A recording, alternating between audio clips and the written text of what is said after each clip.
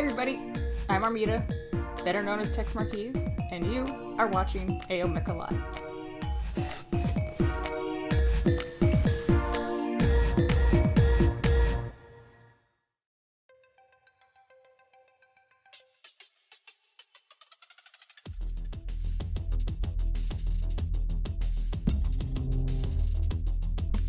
Hey, good evening, guys. Happy Saturday. Welcome to another episode of AO Mecha Live. My name is Ariel, and tonight we have a feature builder episode.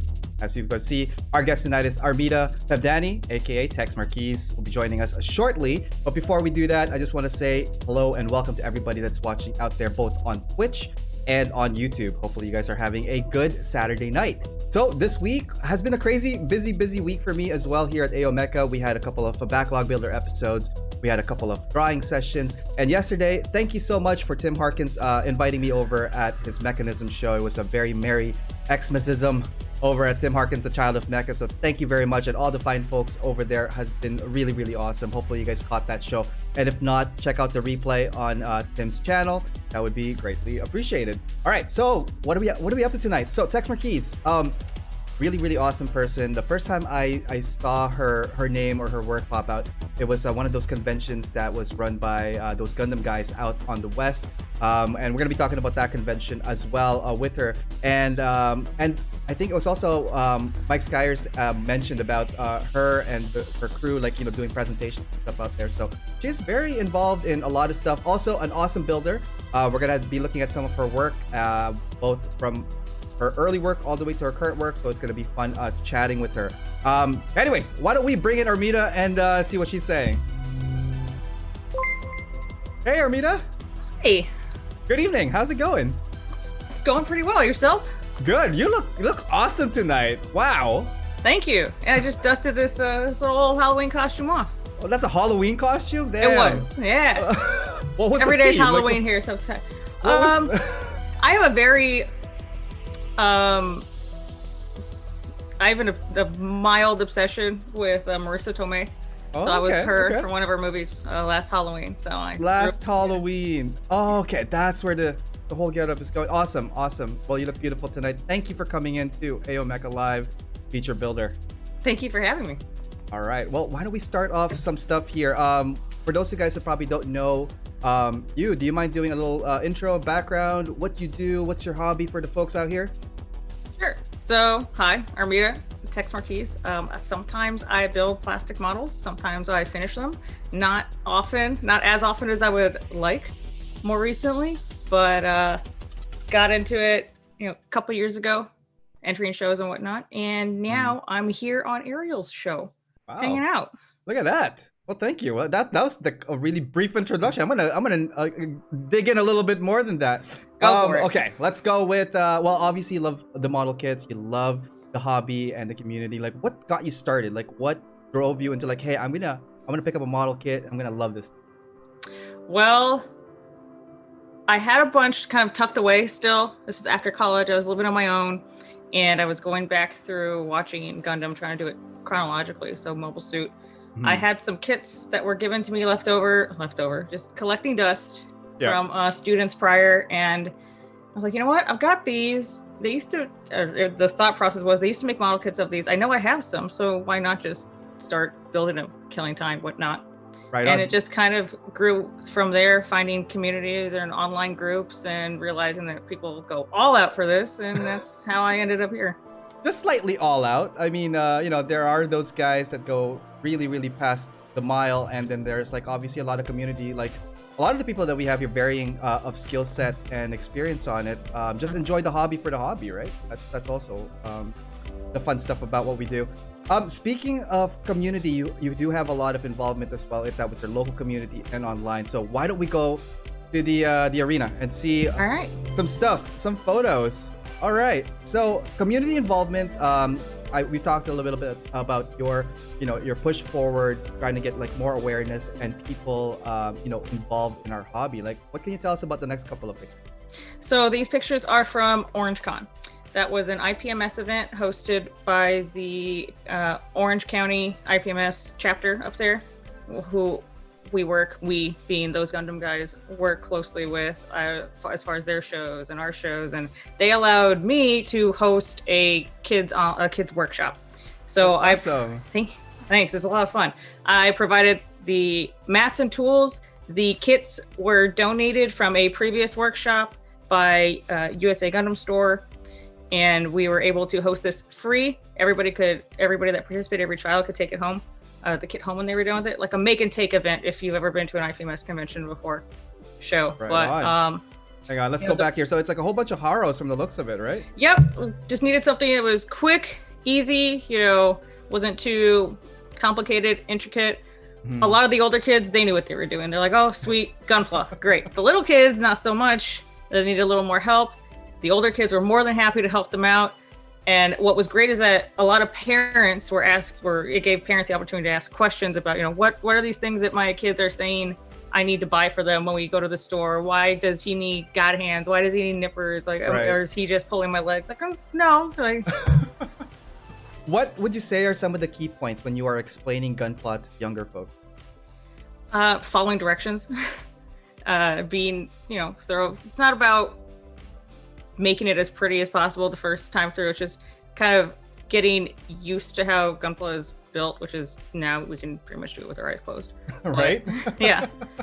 But it's just a lot of, for younger kids, it's having the dexterity and the patience of putting something together and working on something. Awesome. I just want to take this time to say hi to everybody that's online right now. Over at Twitch, we have Gemwolf, Wildsteak, Delta Saber, how's it going? And Hero, he's saying, hey, Tex! Hey!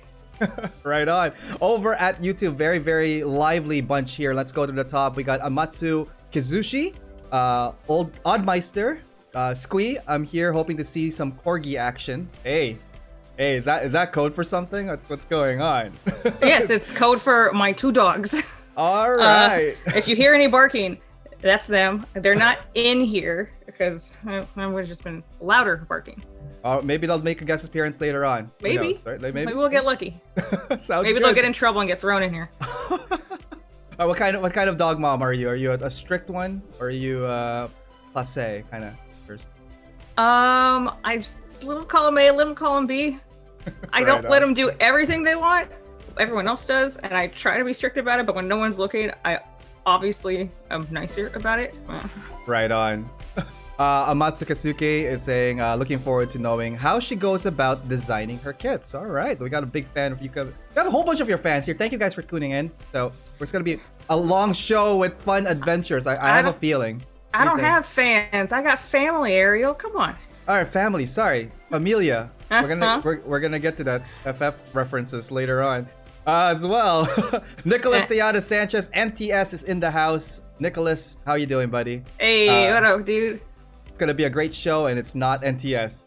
Too bad, it is now. So let's see. Simon Lam is here. Both of them former GBWC champions here at Canada, saying what's up to Tex. John Avio. No pressure. Shit. Yep, another Saturday here with Ariel pick on someone's brain. Absolutely, we're gonna pick on all kinds of aspects. There's lots of stuff on the show tonight. Let's see here. I think that's most of everybody we're caught up. Oh, Daniel is here. Daniel, how's it going, man? Daniel, he was a guest last Thursday here. We're talking about Lego and Mecha. Check him out, guys. Oh, I know Gundam art piece on her wall back there. I have the Kshatriya piece as well. So you guys both have the love for Kshatriya. Awesome. Mecha Painter here. Andrew, how's it going? I just like Tex Marquis' name as I work on my Talgis 3. Hey. Awesome. Full show. Continuing on the next couple of slides here, I think these are some of the online events now with your. Yes, so because of COVID and the pandemic, we weren't allowed to, still are not allowed to have in-person events. And I had plans for a kids workshop, which fell through, unfortunately. So I decided to move it to Zoom and online, in which I used the kits. All they had to do with the remaining kits, all I had to do was sign up, and I mailed them out. They were able to participate. You can have a chaperone there, and it was a lot of fun. So we did about 3 of those up until the kits ran out, and the kids were going back to school. I'm gonna back up a bit. So like right now you're doing Zoom. So is that you on the screen with them? That is, yes. That was from one of our first online workshops. It was about 8-9 participants out of, like the 12 or so that show up. You always have to assume that someone's not going to make it. But Right. the cool part is it was mostly a bunch of small little girls. It was Aw. one of them was it was actually one of them's their birthday, and that was one of the events that the mom had planned out. So that was cool. She had a That little is tiara awesome. and her little princess dress. It was really sweet. That's awesome, and that's so good that you're using our technology or social media platforms to really connect with people in hard times. So thank you for that, and I'm sure that these kids are loving activities that is not just math and homework. This is actually like a fun. What should we call this? Arts and craft almost. I called it art, craft. Yeah, I said the way I had described it was when early on when parents were having trouble trying to find something to fill the time that they're supposed to be teaching these children on their own now, for the time being up until school had a game plan. So we just called it a crafting education, whatever you want, art class. Nice. You could spin it as a science class or whatnot with STEM, math, puzzles, some shit like that. Nice. So the next couple of slides, it looks like these are some more events with the kids. Is this in a convention hall or something? Almost. It's not a convention yet. So Southern California Gundam Model Competition, SCGMC. Okay. We held a workshop there. I had a couple of the girls from the Gunpla Girl Gang join me and host the workshop. So we were very hands-on. Are these members of your club? Yep, that's Meg Vanderly. You've probably seen her on Instagram somewhere. Oh, Meg. Usually attached to the hip, or actually with Freddie. We're working on that. And then we've got Caitlin back there, who is super involved with the Gunpla Girls and just a great community member. Awesome. And we're gonna touch base about the Gundam Girl Gang. Am I saying this right? Gunpla Girl Gang? Gunpla Girl Gang. It's GGG. just the triple G, whatever you want. G. We're just gonna cycle through some of the photos. I think some of these ones are part of, I guess, your local events here. Again, sponsored by USA Gundam Store. Don't forget to hit them up, guys. USAGundamStore.com. And the Haro, and this looks like the tools that they use. So very awesome that they're giving out these tools, because it's also hard to like run a show without the proper tools, I find, right? Yeah, so they provided the kits. The tools and the mats, I drummed up the money for. Every proceed that I made on my own stream or from shirt sales when I was selling shirts went straight back into making these workshops happen. It covered cost of the mats, of the supplies, which I don't have one down here. But what's cool is that they're specially designed for smaller hands. Nice. So the nippers are smaller. It's a smaller diameter on the arms and everything. And see, here he can hold one. Yeah, he can hold them. Look at this guy. He's your future GBWZ champion in the making. You're gonna influence. Oh yeah, these every guys. time his dad was coming by, like he was trying to help him out, and he's like, "No, Dad, I got this." Up until he couldn't get, the little red pieces up in the Haro, and he's like trying to hold it up here, like, "Papa, please." That's awesome. How many kids did you say attended the community event? Well, that first one was, we didn't have enough seats. We had people lining up ahead of time. I'd say about at least a dozen. Wow. For each workshop for a kid. And these are also the photo of the packages. I guess this is like for your online that you mentioned earlier on, right? Yep, that was the first batch that went out. Nice. Awesome of you to do that. Here's another shot of the online one. So I guess this is like, and you're doing this all live in teleconference. Like, can you hear them back when they're asking comments as well? Oh, absolutely, yes. It's fun. It was a great way for them to interact and socialize with other children too, because they were lacking that because of COVID. You're not going, they're not getting the interactions and social interactions and whatnot that kids thrive and live for when they go to school. It's part of development at an age like that. Awesome. Let's continue on here. What's going on here? This is like what some of the photos from the local ones you guys are handing out the kits to them. Yeah. How do they receive them? Like, what are some of the reactions? Some of the first reactions that you've observed? At first, I feel like they feel like they're getting tricked. Like, I don't know you. I shouldn't be taking this from you for free, sort of thing. But the parents bring them there, and sometimes they're very shy and are a little too embarrassed or scared to ask if they can come and join, or if they can have the kid, or if they can have a sticker. So that was just her finally working up the nerve to let go of mom's or dad's leg there and ask. Aw. Before we get to the rest of these photos here, I just want to acknowledge that Gambit BJJ has just followed us on Twitch. So thank you for the follow. Welcome to the show, and hopefully you guys are having a good night. Shout out to everybody there on Twitch.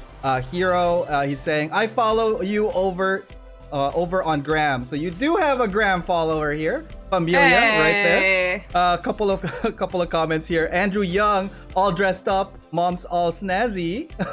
Yeah, my Saturday's best.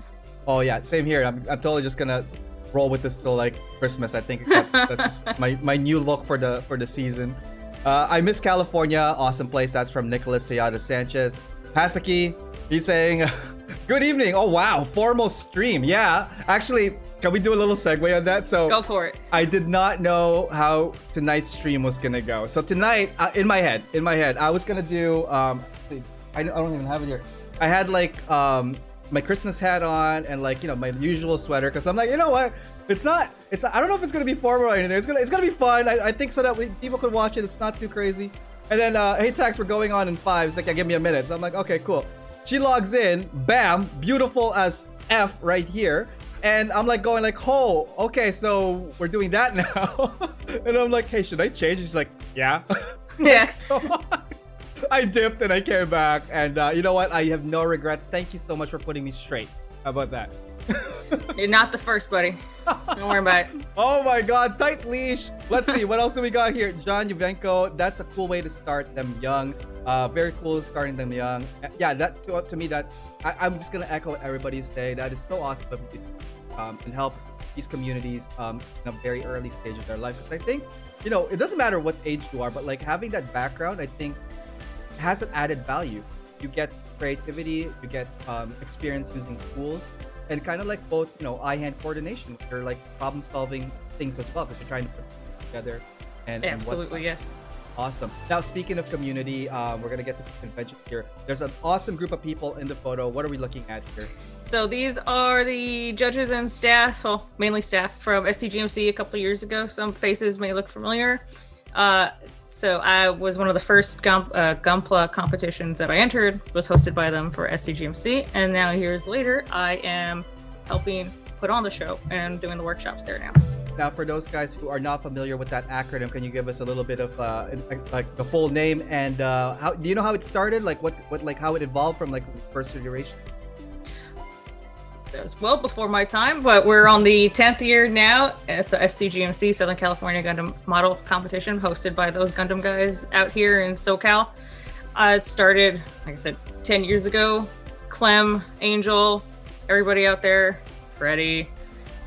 Freddie. Yeah. I know that it started much smaller and in a hotel ballroom once, and now it has quadrupled in size. I actually plan to like eventually visit one because I think last year or two ago, Mike Skyers and Kaz Adams, former feature builder guest as well for AO Mecha Live, flew down there. Kaz placed first, I believe, on her category with her custom, and Skyers, I think, no, did she place second? You have us confused with the MechaCon from New York. Oh, I am sorry. All right, well, scrap all of that. Just cut all that. And that's the one that's in San Francisco. That's why you got your head turned around earlier.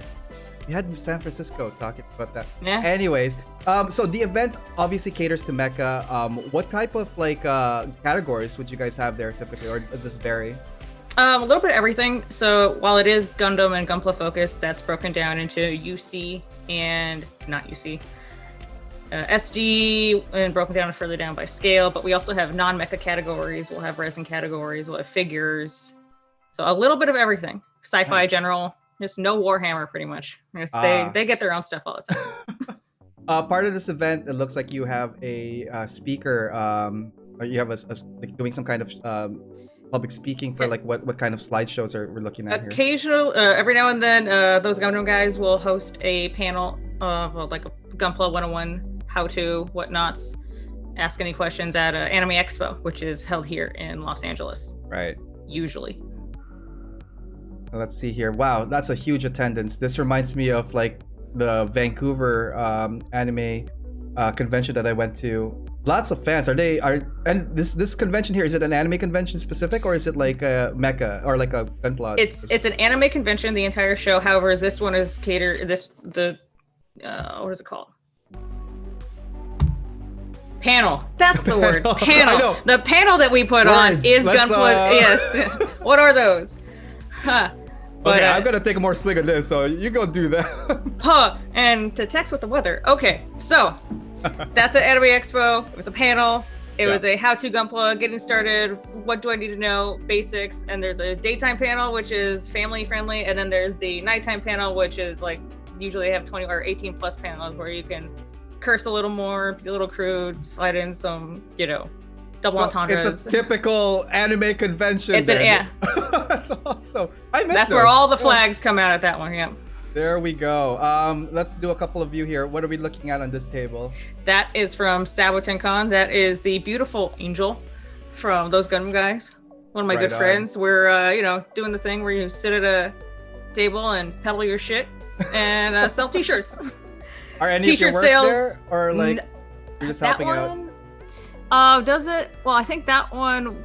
I can't remember if that was the year that there was. Oh yeah, there is. I see the Detolfs in the back. They put on they being the Arizona Gunpla group put on their own model show or contest. Oh, on the Detolfs back there. Like you're talking about these guys here. And they're at the tables. Yes, they put on a mini contest within the convention. Right on, right on. All right, let's continue. Okay, so this looks like a setup for an event. That was the setup. That was just as the doors started to open for SCGMC last year. All right. And here we go. I know some of these folks here. Hey. I know 2 out of 3 easily. So we have Tex on the far right here. We have Meg Vanderlee. Yes. If you don't follow her on her Instagram and on her Twitch, give her a follow. Awesome content. Love her shows. And who do we have on the far left here? That gorgeous lady is Caitlin. She helps with she helps direct and comes up with a lot of the online theme stuff that we do within the group. And this is part of your GG group? Yep, they're all members in our Discord. Right on. Okay, let's continue. All right, what do we got here? I know some of these folks. Yeah, so those are all the judges and guest judges from SCGMC last year. Everybody that helped tear down your kits and make you cry. Right on, right on. So from here, I know Joel, he was here as our season finale for season 1. We got Ronan. Mm-hmm. We got Pabs back there. Who else am I'm not familiar with everybody. Is that Julio back there? Yeah, that's old Julio. God. Old Julio. Let's zoom in. Now he's skinny Julio. That's skinny bitch. Awesome. Well, you got a nice crew going on here, and there you are, right beside Chris Pabs. Was probably doing critical builds right now over at their channel. So shout out to those guys. Check them out as well. Let's see. Zooming out. Let's continue to the next one. Wow, I miss conventions. So pictures like this, just like it's unbelievable how long we have not seen anything like this. It's like, wow. Like, what are some of your thoughts on this? Well, they're all sitting way too close to each other for my comfort now. But all jokes aside, yeah, it's definitely different. It feels like a long time ago. Right. So what is going on here? What type of event is this? So that was at Anime Expo. I was working with Bluefin on hosting their Gunpla workshops there. Mm-hmm. They had the ARC 782 Revive that they were handing out. They were also doing a make and take. So I was working for them that whole convention weekend. I love the hats that they have here. I really want one of those. Oh, those V-Fin? The V-Fin hats. You should have told me at least a couple months ago. I had one left and I sent it off. Oh, awesome. That's okay. I mean, they just look so cool. Look at all these They're fun. folks. They're these flat little headbands and then they're creased right along the V-Fin, so it gives it some dimension. It's right fun. On. Was it by you guys or was that sponsored by Bandai? That was Bandai and Bluefin, yes. Bluefin. Got it. All right. Why don't we go to the next one? Here's another panel from the looks of it. What are we looking at here? That was at Sabotencon as well. This was another late night panel where we just, got to make some crude jokes and talk about Gunpla. It's the same thing where, they'll go through and host the same panel about 101, sanding, prepping, and all that. Nice. So it's like kind of like a 101, but like also, nothing too formal. It's kind of like talking about like how to do stuff, right? Mm-hmm. Answering questions. Yep. Right on. Here we go. And another shot of, is this still Barn the Convention or is it somewhere else? This looks that is at another convention. So that was outside in the Gundam, what do they call it? The Gundam Experience at San Diego Comic-Con with Bluefin and Bandai. Nice. And this was from last year, right? Yes, that was from San Diego Comic-Con last year. Right on. All right. So it looks like some pog trading is happening here. I mean, yeah, pretty much. There's some sticker trading back alley Pokemon card competition thing going on at Anime NYC last year. Oh, this is NYC now. And who do we have over here? Who's this little guy here? That tall person. That's Brian.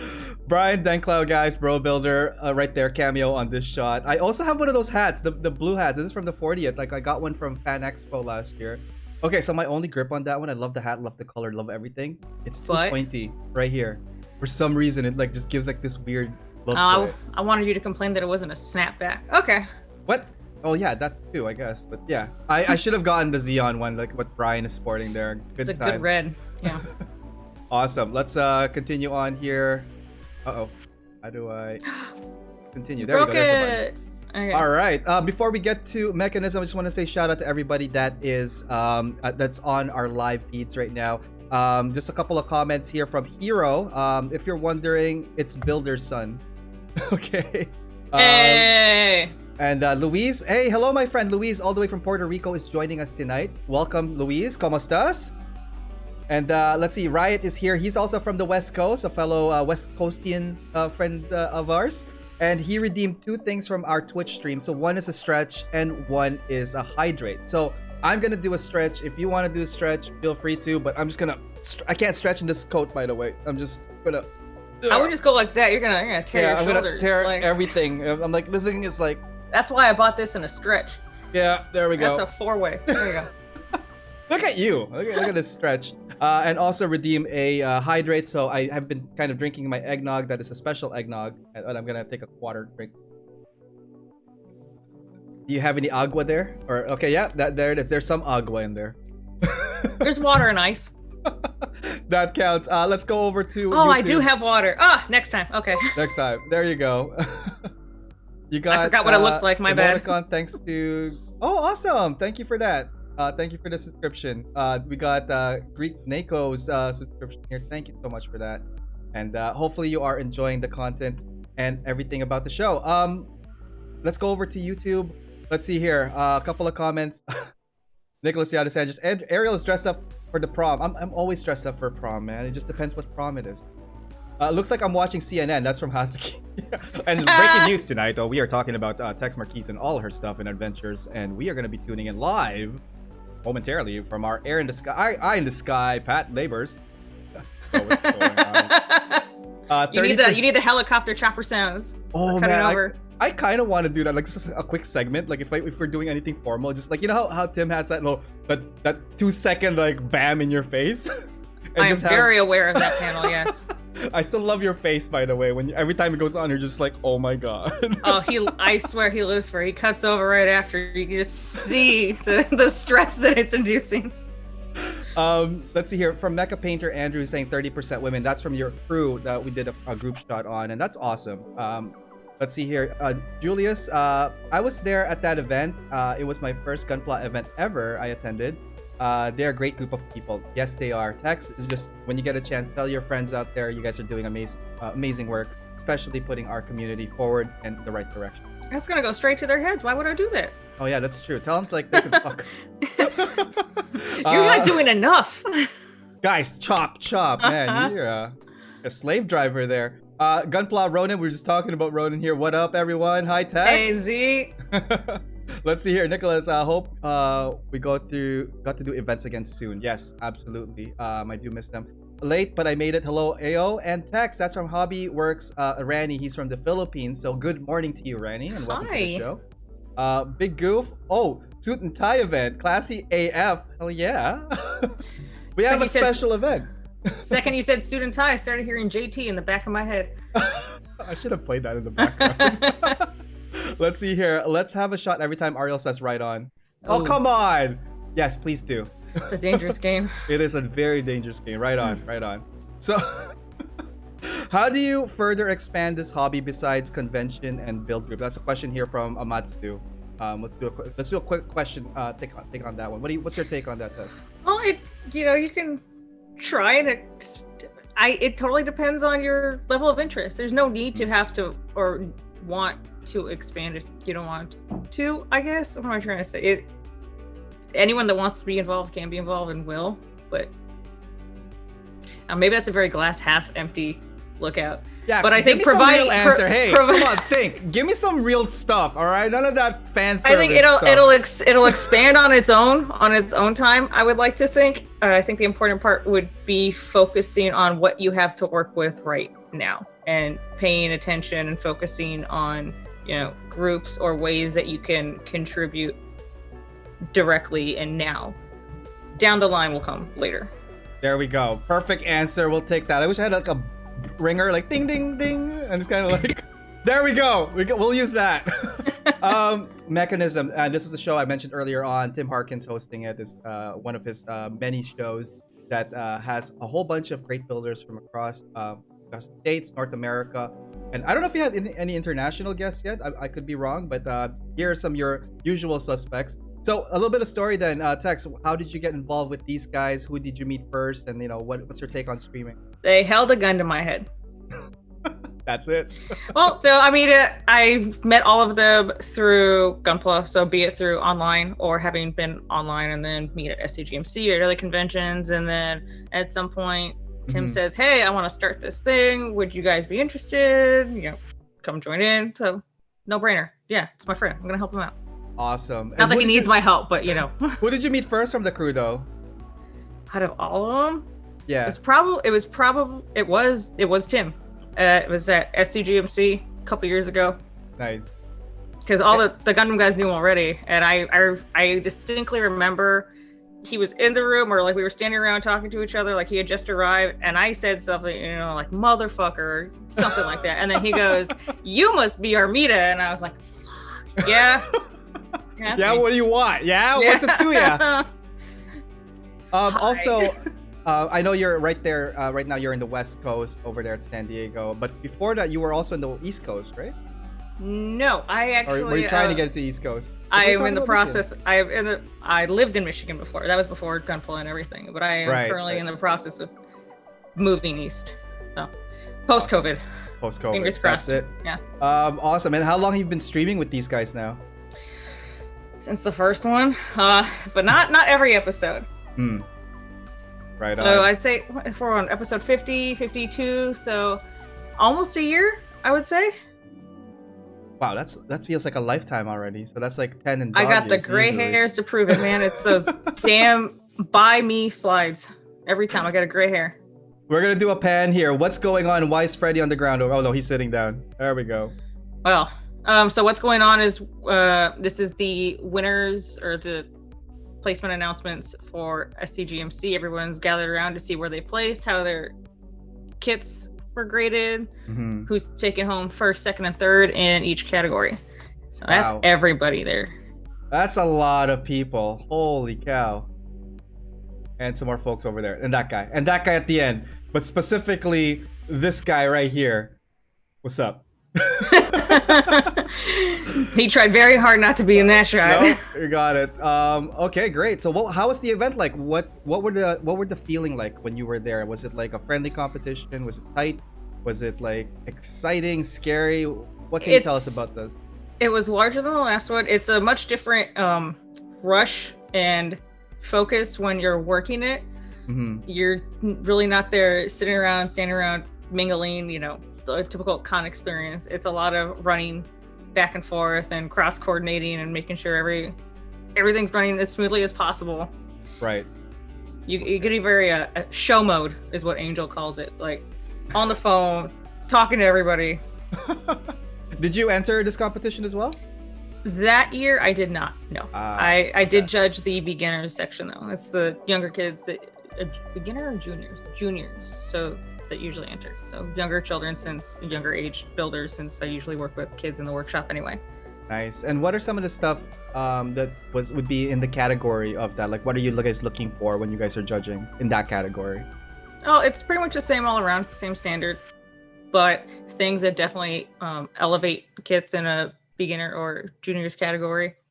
I've seen children pre-shade before. Then again, they also have dads that know it, that have been around the block, so they've seen this done before. They know that I can at least shade this kit. But Right on. From the events of it looks cool. What are some of your highlights from this event?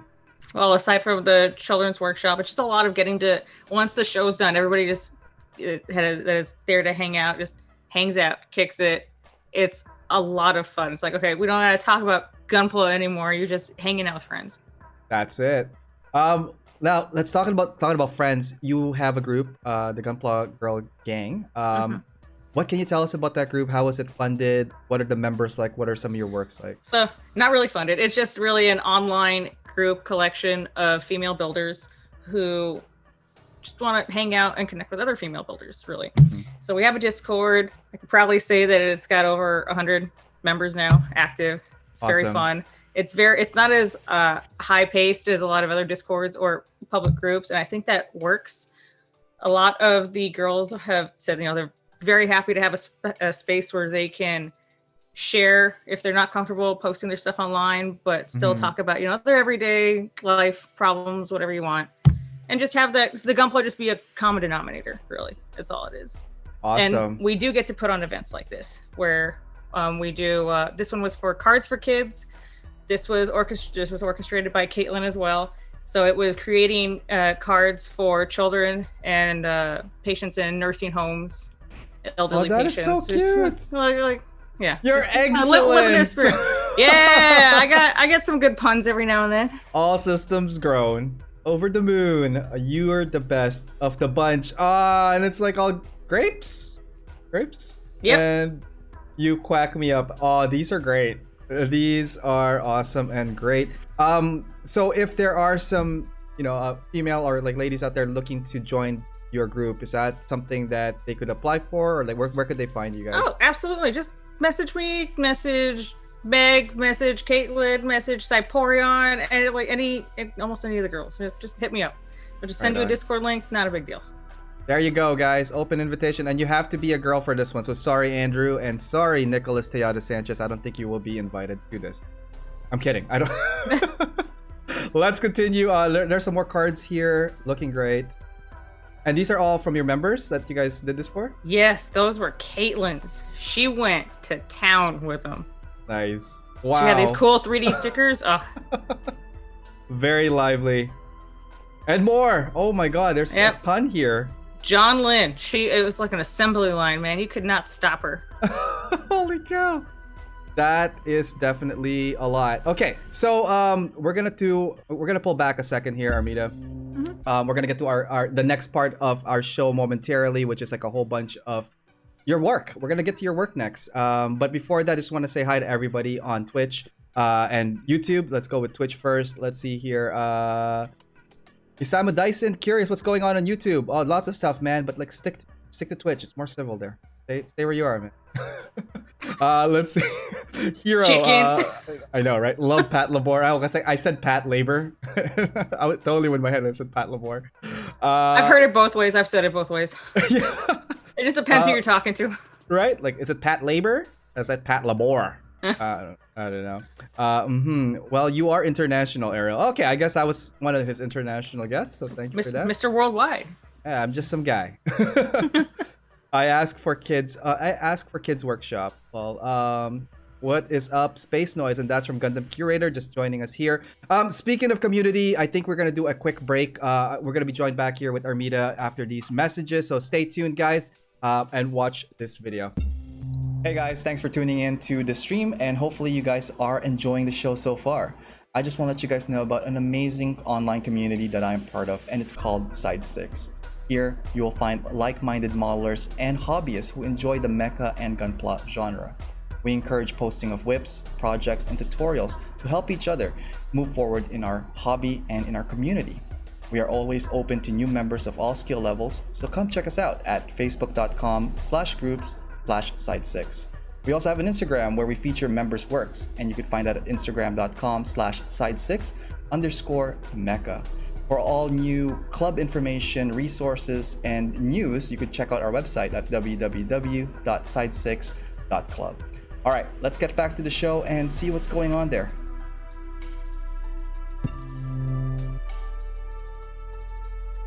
There we go. Welcome back, guys, to another episode of AO Mecha Feature Builder episode. We're joined here by Armita, aka Tex Marquise, and we're going to be talking about her work and her projects next. Very excited about that. But before we get to that, I just want to say thank you guys for tuning in to another episode here. Fine Saturday night. Hopefully, you guys are having a good evening, good morning, I guess, if you are on the other side of the world. And welcome to the show. And Tex, how are we doing there? Pretty good. Awesome. Can't complain yet. Not yet? All right. I'm not doing my job right. I'm gonna get you to like just throw stuff at me. It's still early. Yeah. Still early? There's plenty of time. All right. Speaking of plenty of time, why don't we go to the slideshows again? And here we have some nice leg. You can call it that. Yeah. What are we looking at here? What's our first project on deck? So this was the first custom model Gunpla that I ever did. It was a GM that I was painting up to look like an 8.6 from Initial D. Wait. What's this? Oh, honey, that's not the smartest choice I've made. Is that whiteout? That's whiteout. Yes. Holy cow! That was some 11th hour disgusting nonsense. What's this guy over here? That's a Sharpie. What's a Sharpie, a whiteout, and a Citadel walks into a bar. Yeah. All right. Yeah. All right. I tried. What do we got? Why do we have them here? What's the story? Well, I was trying to finish it before my first SCGMC, where I was going to put it on a table, and I was like, ooh, panel lines. I hear those are a thing, and I'm realizing, ooh, my Gundam marker doesn't work on my kit. I wonder why. It's dried out. Oh, how about I didn't gloss coat it or put a top coat on, so it's not going to work. So I've already killed my pen. But I've got this black paint, and I've got a Sharpie and some whiteout in case it gets messy. So it'll obviously fix it. Did it work? I mean, I got second place in beginner, so it worked to an extent. Ooh.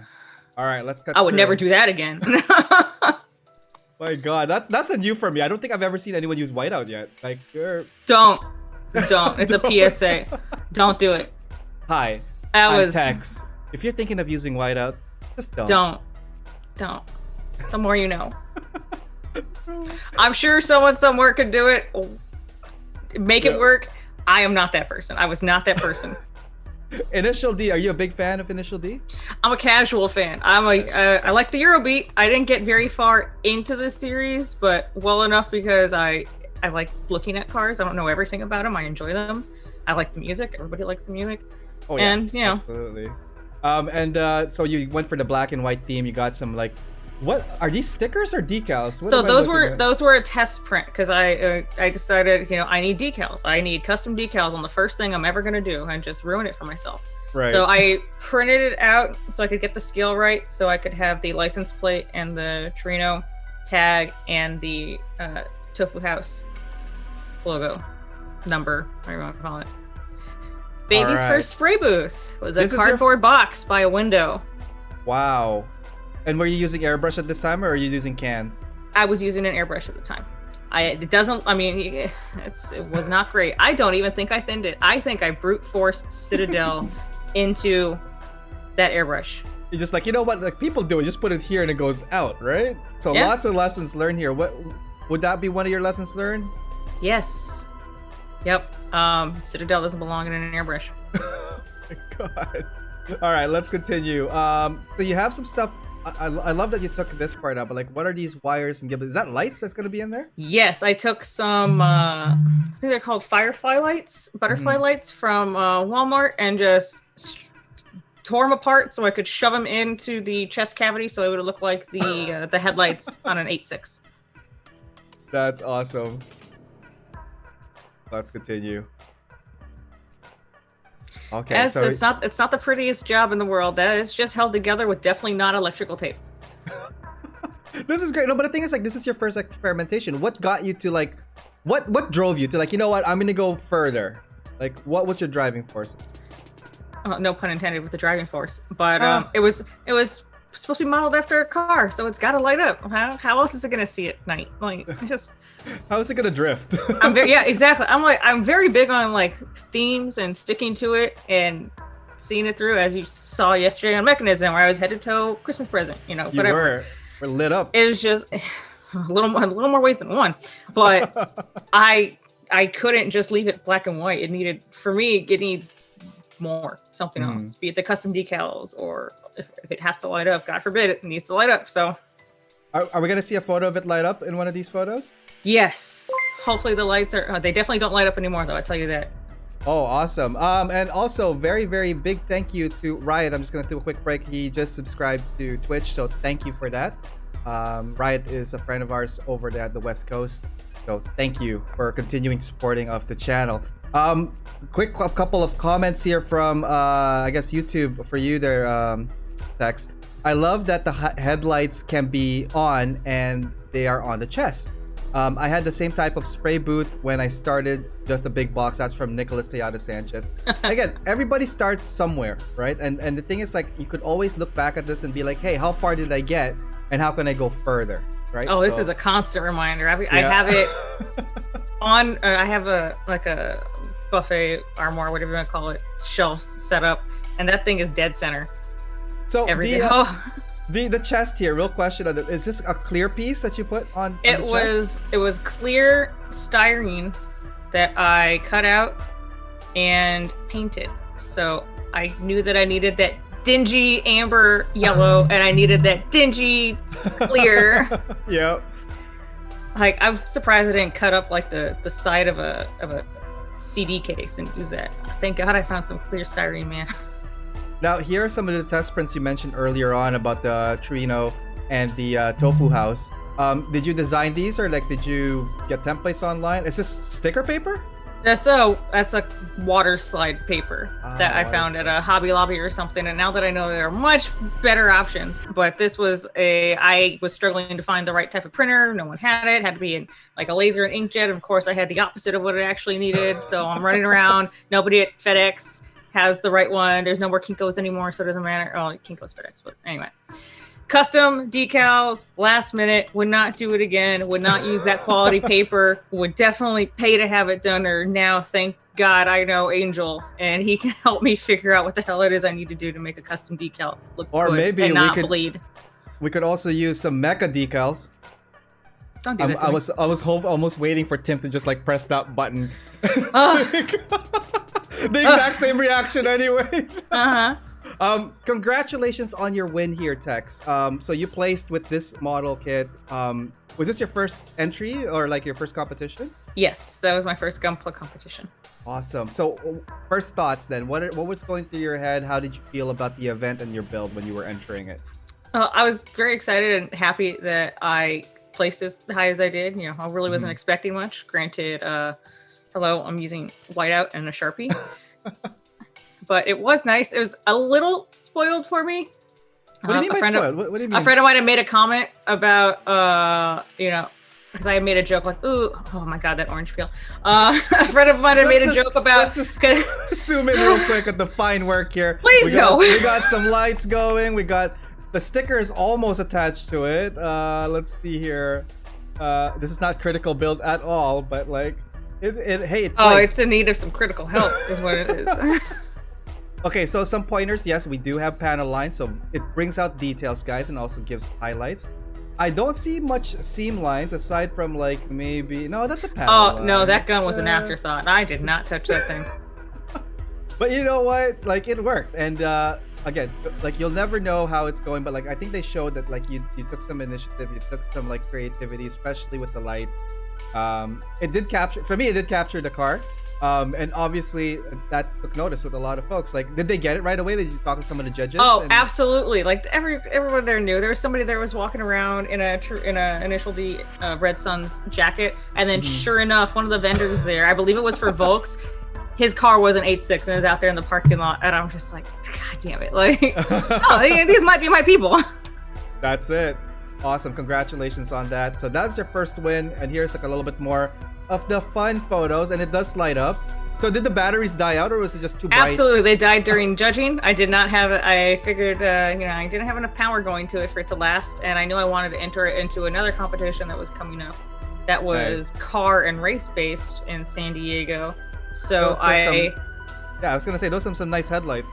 I upped the voltage on the batteries a little bit. I think that's what I'm supposed to say. And then I buffed out some of that orange peel, got rid of it.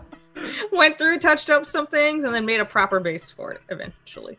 There we go. Awesome stuff. And being that's your first like custom, I think you did really well as well. Like, taking it to like that next level of building. And that's another thing too. Like for those of you guys that are like maybe interested in stepping outside your comfort zone of snap building and getting into customization, here's a prime example. It doesn't have to be that crazy. It could be just putting some lights. It could just be using whiteout. Like experiment, right, guys? Like that's what it's all about.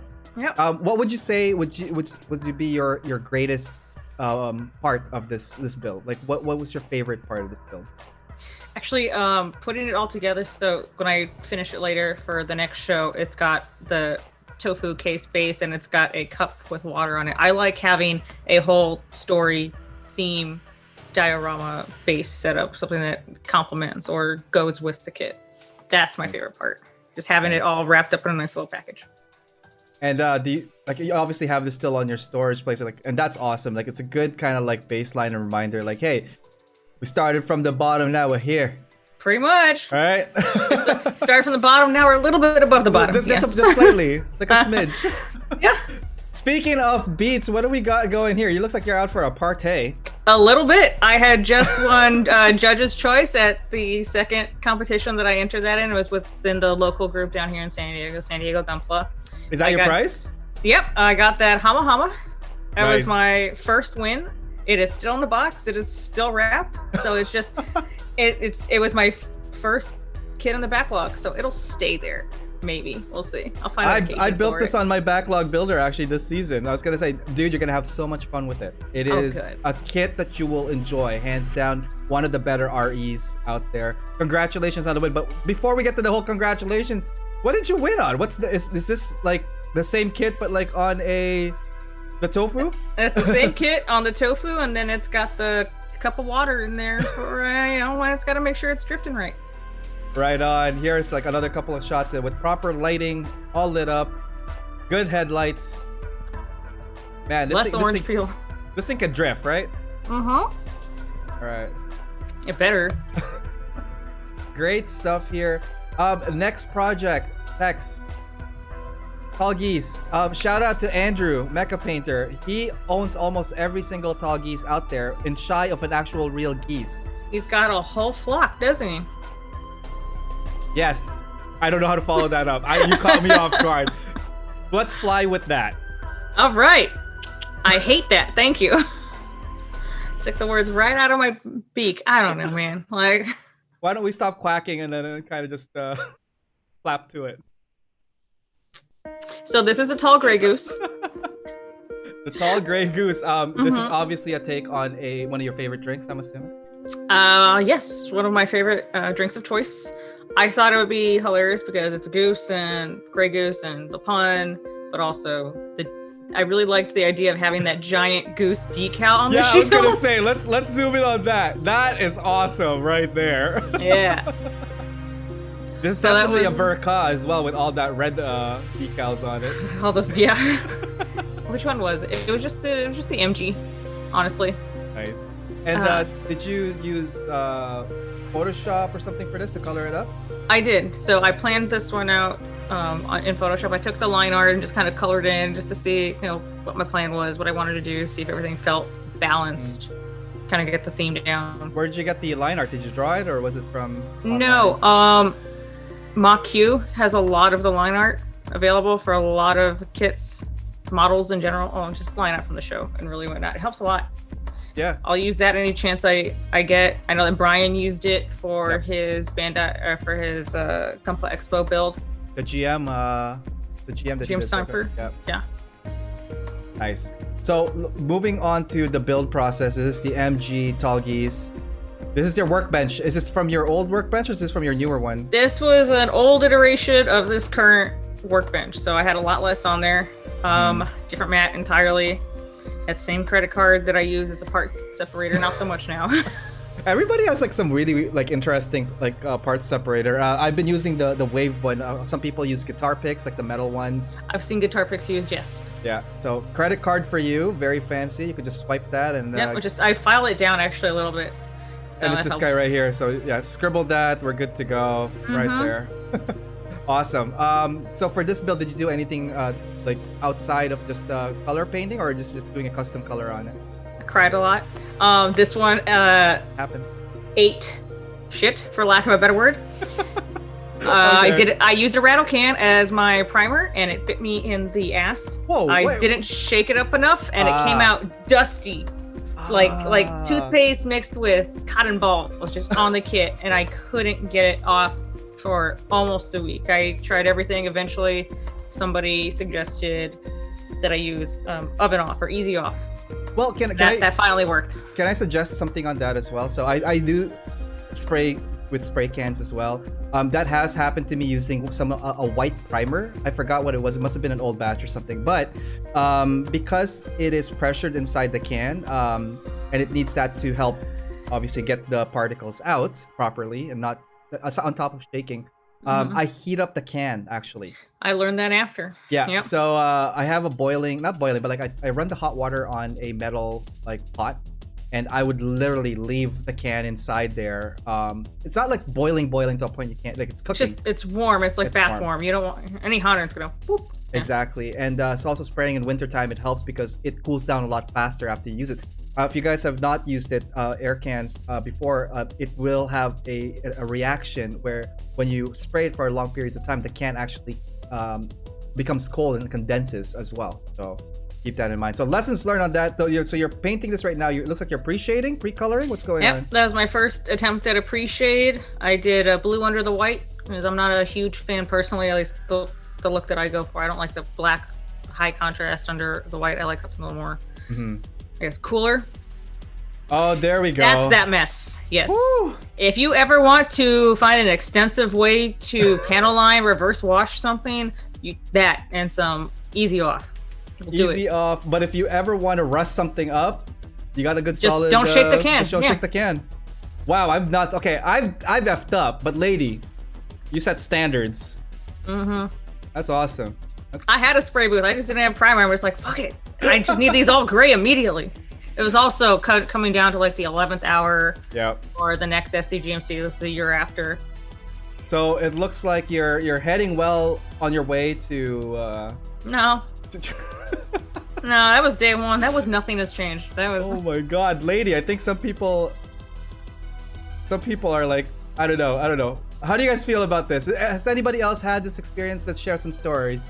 But obviously, it's a lessons learned, right? Like this is this is all part of the journey. This is something that you will now avoid on doing. But like, what would you say would be, aside from like obviously shaking your can, like what brand was the can? It was Rust-Oleum, straight out of Home Depot.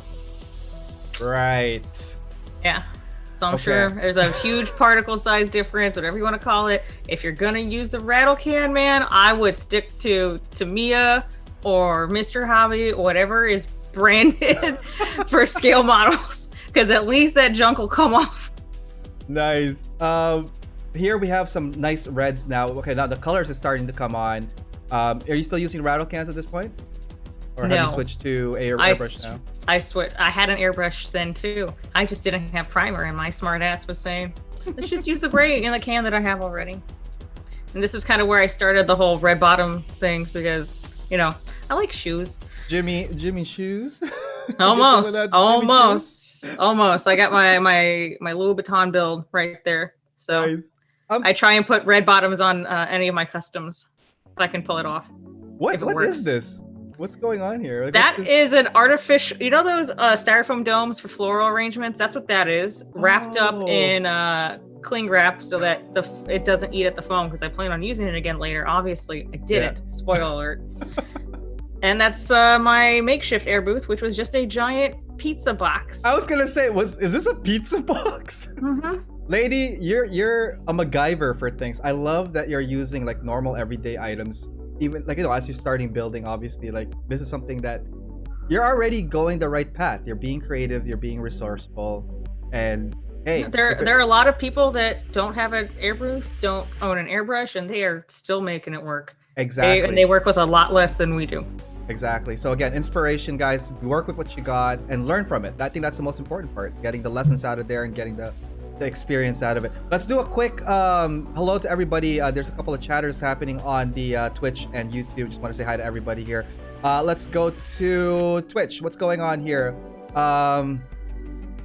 From Delta Saber, that's not that does not do the tofu drift. Interesting concept. It is an interesting concept. Yep. I can't wait for my Talgeese 3 to come on. Nice. I'm weathering my Talgeese. I like a lot MG version. So Louise here loves MG Talgeese as well. I love the wings on it. I love how they just pop out from the sides. It's like little tiny. It flies like this. Small geese. There's a small geese. Oh, I actually have a joke that's not related to that, but I'll tell it afterwards.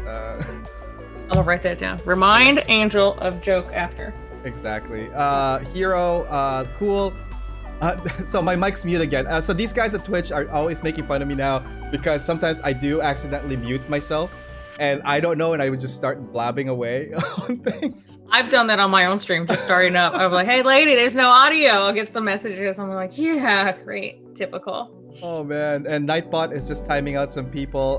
Let's see here from Greek. Thank you again for the subscribe. We've all done something along those lines, absolutely. And I have my own fair share of like scary stories as well, guys, for sure. Call me Animal. Owen here, Greek. Just saying hi to the folks here. Wow, y'all fancy. Yeah, that's how we do. How we do. So Squibby. Oh, that's smart. Yep. I think he's talking about some of the items that we were just looking at. From Quinn, the red shoes as a trademark is amazing. Thank you. Amazing. Getting some. I love it. I love the red underside of the shoe there. Let's see here. Do you take a look at the? Did you take a look at my core gun? Okay, they're talking to themselves. RG is finicky. Have you ever Louis Vuitton a PG? That's a question from Not yet. I've got a couple sitting here. Right. I would love to. I mean, at that point, it might, just be big enough to actually be one of my own shoes. But I do enjoy doing it. It's a nice little touch. I know it's mine. Even on a sand rock that I gave to my sister, I put the red on the bottom, and she noticed that right away. She goes, "Aw, it's one of yours. It's like a real one." I was like, nice. "Oh, okay." Let's go over to YouTube. Let's see what's happening there. Justin Depina, your souls are weighed down by gravity. I guess that's for Gundam Curator is like, what's up, Space Noids? From Andrew, they call mechs labors in the show and movies. It's referring to the Pat Labor comment that we made earlier on because they are used for labor jobs. At least Whiteout has good coverage. He has a point there. It does cover a lot of stuff, especially for those tiny bottles at the dollar store. From Big Goof, Abandoned Black is legit though. Oh, that's for the Citadel. The Citadel, yeah. Amatsu, lol, AE86, Tofu Store Gundam. Yep. I love that the headlights can be on and off on the chest. Yep. Let's. Yeah, I did incorporate a switch and I hid it in the backpack. Also from Andrew, a gaggle of geese. Yep, he wins. From NTS, Ariel made a funny, well, kind of. Oh man, it was all right. It was laughable in my head. The monkeys are laughing in my head. Ariel made a kind of funny to go with his kind of pretty. Oh, I'm kind of pretty tonight. Thanks, Johnny. Let's go. I'm sorry if I'm gonna be skipping a few. Let's see. From Squee, I would have thrown that kit out. Okay, why? Thought about it every day, dude. Oh man, yup. Would have tossed the kit. Oh my god. My first experience with the 500 grit primer gives it similar. Okay, that's from Choco Falcon. David Liu, again, former guest here, and I want to have all my former guests back at some point. David Liu, Choco Falcon out there in Singapore. Good morning to you. NTS, I had some same experience when I used Tester's spray cans. Oh, okay. So you're not alone again. Squee, I use spray can, my airbrush into a pizza box. My kitchen stinks. And my kitchen sinks. Oh my god. Shatria goes, hello AO. Hello Shatria, how's it going? Hello. From Jan Yevyenko, your resourcefulness is over 9,000. So kudos on your resourcefulness, Tex. Desperate times. And then let's see here. Your outfits are on point. Thank you for that, Ghost. Man, Tex totally stole the show tonight. Looks lovely tonight. Thank you for that, Tex. And we have Black Mobile Suit Black Man. Yo, what up, brother? Hey! Look at this guy, man. I love how he's progressing so much with his content in his show. So, guy, keep at it. Please continue making your videos. I want to see that Dendrobium built. I don't know if you guys know, but Mobile Suit Black Man is working on a Dendrobium right now. So, dude, more power to you. Keep on.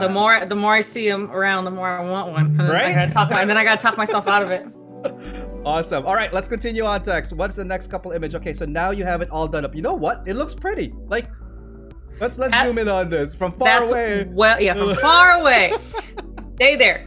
That's well after S2GMC. I did not enter it because I was not going to finish it in time. Well, I could have finished it in time, but I would not have been happy about it. That was a conversation that I had, and Tim at the time gave me some good advice and to kind of really take into account the type of quality of work that I expect for myself and that I want to present and put on a table, especially in a competition. So that's when I decided to put you on your place. Listen here, lady. You he brought up the goddamn the hummingbird, and I'm like, so look at my hummingbird, for example. It's not the best, but but yours is trash. No, no, it was just a good reflection moment. Yeah, and I needed it, honestly, so it helped. Was this during the con or like after? Like when did he tell you this? Oh, it was during the convention. Yeah. So he saw me working on it. We were all hanging out in one of the rooms, and I'm there trying to put decals on it. And he goes, "You're really gonna try and finish that?" Awesome. So again, we're talking about decals here. Let's look at some of the details here. First off, love the color scheme. The blue and the white. I want to drink some vodka now, but like me and vodka have really bad history. I have scars and bruises for that. And, but like, no, I said I don't mind drinking. I'm just saying I have bad history with it. Yeah, I'll drink it. But like the Goose, you gotta find a way to get reacquainted with it. That's it. There we go. See? Thanks for the offer, text. Let's see here. So the decal here, custom. Who printed this, or did you print this from? Angel printed it. Thank you, Angel. Yes. So I had told him my ideas for a custom decal, and he goes, "Actually, I can print it. I have the paper. Just send me the file." And I was going to see him up there for SCGMC anyway. So I was like, great, I'll be up there a day early and I can finish the decal on this kit. And it did not happen. No. And it looks like we just got rated from the folks at Critical. We have Chris Pabs. We have Manny. We have Ty Furious. Hey, we have Julio. It's the whole family. The whole flock. Oh. Hang on, let me tilt my head further. Yeah, birds of a feather. Birds of a feather. Flock off. Flock you. Go flock yourself. All right, here we go with the Grey Goose, Tall Geese, MG, looking awesome. Dude, it looks way better than what it was before. So did you actually redo this, or? No, I didn't redo it. I eventually painted the legs. I think it's just, you're looking at it from far away, and the lighting's not great. Yeah. But the decals definitely help. I like those a lot. I have my Text Please handle, which was my Twitch handle at the time. That's wait, on what the was your legs. Twitch handle? Text Please, PLS. It was the second most said thing in Overwatch when I played. But no. Wow. Oh, there it is. Okay, I was like, there. I look for it. Nice. Okay. And then as you zoom in, you can see the uneven coverage, the splotchiness. Hang on, let me zoom in real quick here. That bar broke on me during masking. I took the tape off and it just snapped in half, and I'm just like, why not? This kit's shit anyway. Might as well break. So we got some outline here. We got a little bit of outline there. I mean, look at all that silvery and this blotchy, and the blues don't even match, and it came from the same jar. It's so. I mean, I could see the beautiful little slight weather that's happening here. Yes, really weathering, well. chipping. Yeah? Yes, natural chipping. All right. I wonder what the reaction is. Put some like vodka, like a shower. I mean, it would definitely be an improvement because all the paint would come off. Just like gives it a. It's actually that is sitting. It's hiding around here somewhere. He's right over there. Oh, it looks more gray than white, honestly. More like white goose. No, so it's still gray. Then it is Grey Goose. It's Stormwater Goose. Yes. Let's take a look at it from the back. The butt looking great. Definitely working out. I did some squats that morning for the shoot. Nice. Get some of that legs. Got like power thighs going on there. Okay, well this is cool. I like this attempt here, especially with the segmented part. Yes. Right. That's probably the only thing I like about that, aside from the red bottoms and the shield. Oh man, them Jimmy Choos, rocking that. Yeah, those Louboutins. All right, let's continue. I love this like semi, like what do you call it? Like action pose, action but not really. Pose. This is definitely a Tinder profile right here. If we crop it, right. But yeah, I've swiped right. Some cheerleader effect on that. I need some uglier kits around it, and then it'll just look way better. Oh my god, Gundam Duff. Do you guys do that? Like, if you have like a really, really okay kit, but if you surround it with like all the other horrible ones, it just like pops up. I'll let you know. I got a couple hanging out here. Awesome. Let's do a quick chat with everybody here. Let's go to Twitch. All right. Note to self: make Louis Vuitton vinyl masking for text. There you go. Hey, you're getting some LV going on there. I'm in the middle of modding a PG007 SG. That's from Hero. AO Mecha is he is working on a meteor unit, isn't he? Yes, he is working on a meteor unit. Holy cow! I think Tex might be a time traveler. I haven't seen shoulder pads since the 90s. Yeah, dude. I asked them to put in the biggest ones that they had for this. They said, I think we have some left over from the 80s. I'm like, I'll take them. Thank you. Let's see here. Squibby, so my dad tried chewing on my latest model. Wow. Okay. Why? My cat tried chewing on my... Okay, not bad. Oh, I thought you said... I'm like, why should dad have... your Oh, kid? here we go. Do you have any advice on building custom bases? That's from Squibby. As you'll see in some of the later ones, or later slides, I do more custom bases now. I use foam primarily in a foam cutter. Mm-hmm. It's just really sculpting out to make sure that it complements your kit and that it's held to the same quality that you have for your kit, and it's not distracting in any sort of way. That's my best advice. Absolutely, and we're gonna get to some background and bases because like you did some custom bases as well. I was looking through your photos, good stuff. Stick tuned for that one. We're gonna be getting to those photos momentarily. Last couple of things on Twitch. I would love to have those decals. That's from Delta Saber. Oh. And from Owen here, how much does custom water slide printing cost? That's a great question. Yeah. I very much took advantage of my friend. How much is that in friend dollars? I definitely bought drinks that night. Right. But I mean, I'm sure it could range from anywhere. If you have the equipment at home, you're paying for the cost of the paper. There are places that you can send your files to and they'll print decals for you, but you're asking the wrong person about dollar amounts for spending money. Sometimes I just close my eyes and don't think about it. Welcome to the hobby. That's the famous last lines anybody is gonna say when they're buying materials, decals, or their actual model kits. So it's just part of what we do. You know? Yeah. Awesome. Let's go over to YouTube. Let's see what's going on over there from Julio. Is this CNN? Yeah, it is. Now, let's see here. Mobile Suit Black Man is just giving us hearts, and love. Thank you for that. We talking politics? Nope. Raid. That's from Manny. At least CBS. They're saying at least we're CBS. Hey, what's going on? Telemundo, son. Telemundo. Para aquí. ¿Por qué, amigo? Okay. Hola. CNBC. Oh my God. What the deuce from Guy. Fox News. I would go with Fox News for sure. Everything that we're saying here is all BS, guys.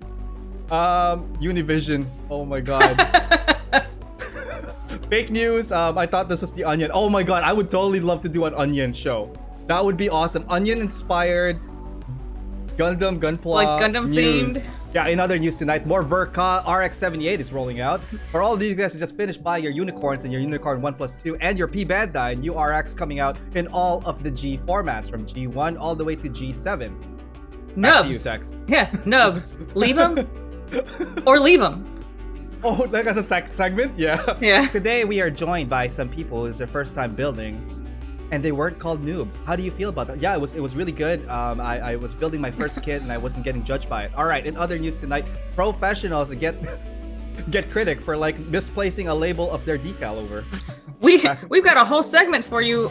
It's called "What Kit Should I Buy?" And for today's backlog views, I bought this kit and this kit and this kit and this kit. Check out my boxes. I think that's just an episode of Hoarders, honestly, at that point. It writes itself. Yeah. I can't talk, obviously, but...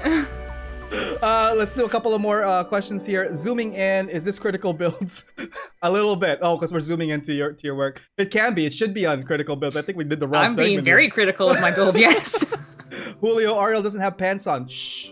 Well, Tex knows, but shh. Keep that on the He left the camera on. It was we had to have a talk after. Listen, that's all I got. I didn't do my laundry yet. Them bottoms is red. No mas pantalones. Sí, no mas. Por favor. Here for the interview of Tex by by Freddy. Oh, I would eat Freddy, Freddy alive. Yo, Freddy, why you dress up? Here's a question from Johnny. What would you pack into your metal lunchbox size snack box with you to snack on your real life mobile suit while waiting to deploy? Okay, that's a real question. That's for you, Tex. A quesadilla. Ow. Like what's inside it? I just need chicken and cheese and I'm happy. A little guacamole and sour cream to dip. My hands won't get too dirty. It'll work. Yeah, I'll take that. I'll probably take a and a White Claw. Oh, has to be a White Claw? Or a Red Bull, fine. There we go. No drinking and flying, whatever. Last couple of comments here. Tex be the Telemundo meteorologist. Oh my God, can you imagine? Tex, how's the weather today? Es más frío. That's it. That's all it is. And starts dancing. Oh man, I am drinking some very, very delicious eggnog today. Tex, what do you have on your deck right now? I have just a splash of Grey Goose, well, Kirkland Grey Goose, and lemon. Graying it up the Goose way. All right, question for Tex. Are you reprising your role of Mona Lisa Vito from My Cousin Vinny? That is from Jay. That's from John Lynn. She knows. Yes. I thought I feel very pretty in this, so I wore it. Thank you. Awesome. I also look very my pretty power in suit. I also feel very pretty in this. All right, let's keep going. Again, a couple of more shots of your Grey Goose. Who said shots? Do we have some shots? I'm good. Okay, I'm set. No, please, next slide. All right, next slide. Let's go. I know. Okay, so this one here, Fine Scale Modeler, what's going on? This is a new kit now, right? Yes, so that was actually at IPMS Nationals in Arizona a couple of years ago. I entered in my Vincent Van Gogh, and I got flagged by Fine Scale Modeler. They wanted to take photos and do an interview. So that was kind of my first experience with that. I'm like, this is gonna be a Gundam in a scale model real thing? Are you sure? But they loved it. So I was honored, honestly. When I saw the photos, I loved it too. Cause like at first I was like, well, what's wrong with this? I'm like, oh, it's trippy. Van Gogh. And I was like, yes. So awesome shot. Let's do a quick zoom in here. This is the backside, I believe, of the goof. Is that what you use for this? Is it high grade or master grade? Master grade. I needed that surface area. Nice. And what were you using here? Like acrylics? It was all hand painted Citadel acrylics. I did not prime it. I specifically picked the goof for the base color of the suit because I knew that was going to work. Because of Van Gogh Starry Night, covered in blue tones, cool what's tones. Crazy? I was in Amsterdam, and my friend E-Man and I went to the Van Gogh Museum. Love his man, pieces. It's awesome. If you're into Van Gogh, all his stuff is brilliant, it's amazing, and it's very moving. You could feel the colors. I can't express it enough. If you guys have a chance to see some amazing art, definitely Amsterdam and the Van Gogh Museum. Here's the kicker. Starry Night wasn't there. Do you know where it is? At all or ever. It was in New York. Apparently New York holds it the whole time. So I was robbed. I was hoping to see it in Amsterdam. Nope. That means you didn't do your homework, Ariel. I did not. When I travel, it's kind of I wing it and I just go with the flow. So I didn't even know we were That's the way to do it, honestly. Yeah. Right? So let's move on to the next one. Here's the front shot of it. Looking amazing. Love the shield on this. You really captured it really well. Awesome stuff. Thank you. It's my baby. We're gonna get through the rest of the whips as well, but like offhand, what would you say is your biggest lessons learned from it? From that one, this was one of the ones where I realized that it's not going to turn out exactly as I planned. I had originally, and that was just kind of something I learned from it. It's never going to go the way you plan all the time. I originally wanted the entire base covered with those sunflowers. Like I had a totally different idea of what I wanted it to look like. And I bought X many, and as I'm going through this, I'm like, oh, I'm gonna have to order more. This is not gonna be enough. And by the time I put like the 15th sunflower down, I'm like, you know what? I'm really tired of this. Were you using I don't like tweezers? it. Were you looking like tweezers and you're like plucking them in one by one kind of? Yep. So they're train scale. Not here. It's from a train scale set. It's a little clump of like 6 that goes onto one piece base that's like this big. So I'm there with tweezers, holding the stem, dipping the eye of the flower in glue, slapping it onto the petals, and then slapping it through. It's just. That sounds like fun. That sounds like I need a drink and pizza night type of situation. I was going cross-eyed without it. It was fine. Not. Let's take a look at some of the whips now coming up. So these are some of the closer look of your shields. I love that they're asymmetrical too, because it's supposed to be an artistic, representation on the model here. How did you find the paint applying on the plastic? Did you find any type of challenges when you're doing it? Honestly, it held pretty well. And the great thing was, if I wasn't happy about it, I could wash it off with soap and water and try again, and no harm, no foul. What I did do for this one is I used a gel matte medium so that it would retain brush strokes, much like the Van Gogh's work pieces, especially for Starry Night. I wanted that painted on, hand painted, very thick texture, which normally you don't want in a kit or a scale model. You want it to look as cohesive as possible. Nice. And this I got to say, fuck it, I don't have to do it. It's great. I love it when people do like actual artwork, like fine artwork. Like have you seen those ones where they have like those Japanese like petals or like dragon, like samurai monsters on the side of the shield, or like even an anime girl, like what they painted it on? Yeah. Usagi Gunpla, she's got one just like that, where she's got the tattoos going on her chest, on the shoulders and the legs, and it's very pretty. Absolutely, and you did an amazing job here. Like I said, I love also that like when you do paints like this, you feel the texture. I just want to zoom in real quick here. Like right here, all these strokes. That to me is, I love that there's like elevated elements on this, and not just like in this case it works. Absolutely. All right, a little bit more shots on this one. What would you say is your most favorite part of your build here? My favorite part there is honestly it's the severed ear, the tube that's on the side, because it's supposed to call on Van Gogh and his life and his works, hence the severed tube, and then hence the sunflowers on the base as well. Oh my god. And also the base is on a frame, isn't it? Like a picture frame, right? Yep, a bronze gilded frame. Yep. Nice.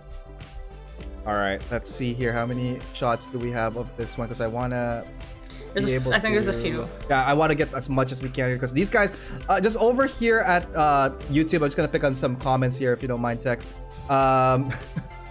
Please, it's your show. Do what you want. Freddy, why you dressed up, man? Are they calling me Freddy now? Okay, I guess I'm Freddy now. What's going on here, guys?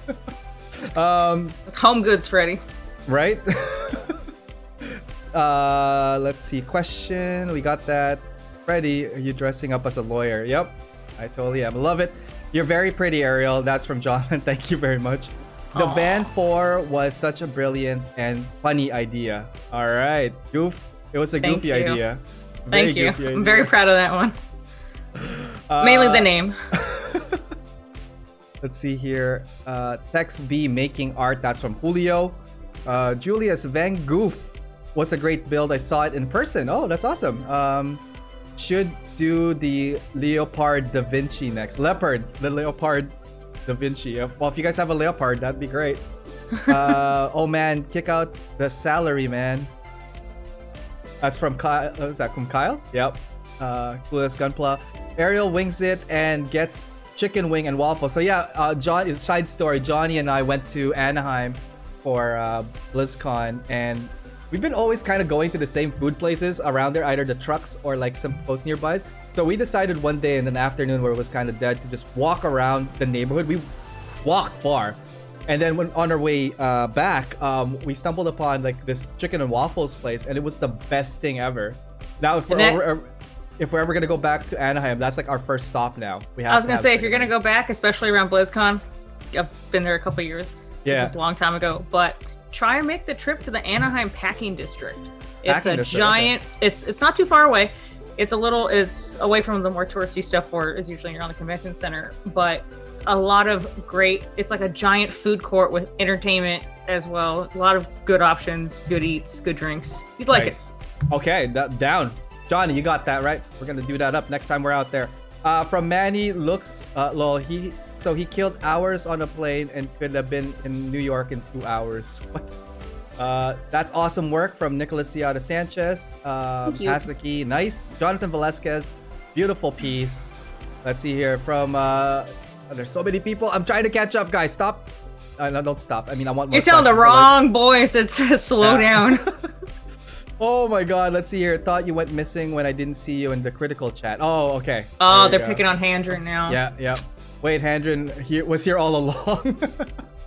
Yes, I think we stole him. I love how, in this context, the textures add to where it's most cases. It means it's mistakes or sloppiness. Kudos. That's from Johnny. He's also an illustrator. So again, you're touching base on from a comment from an illustrator and artist. So that's really great. Thank you for that, Johnny. Thank you. That means a lot.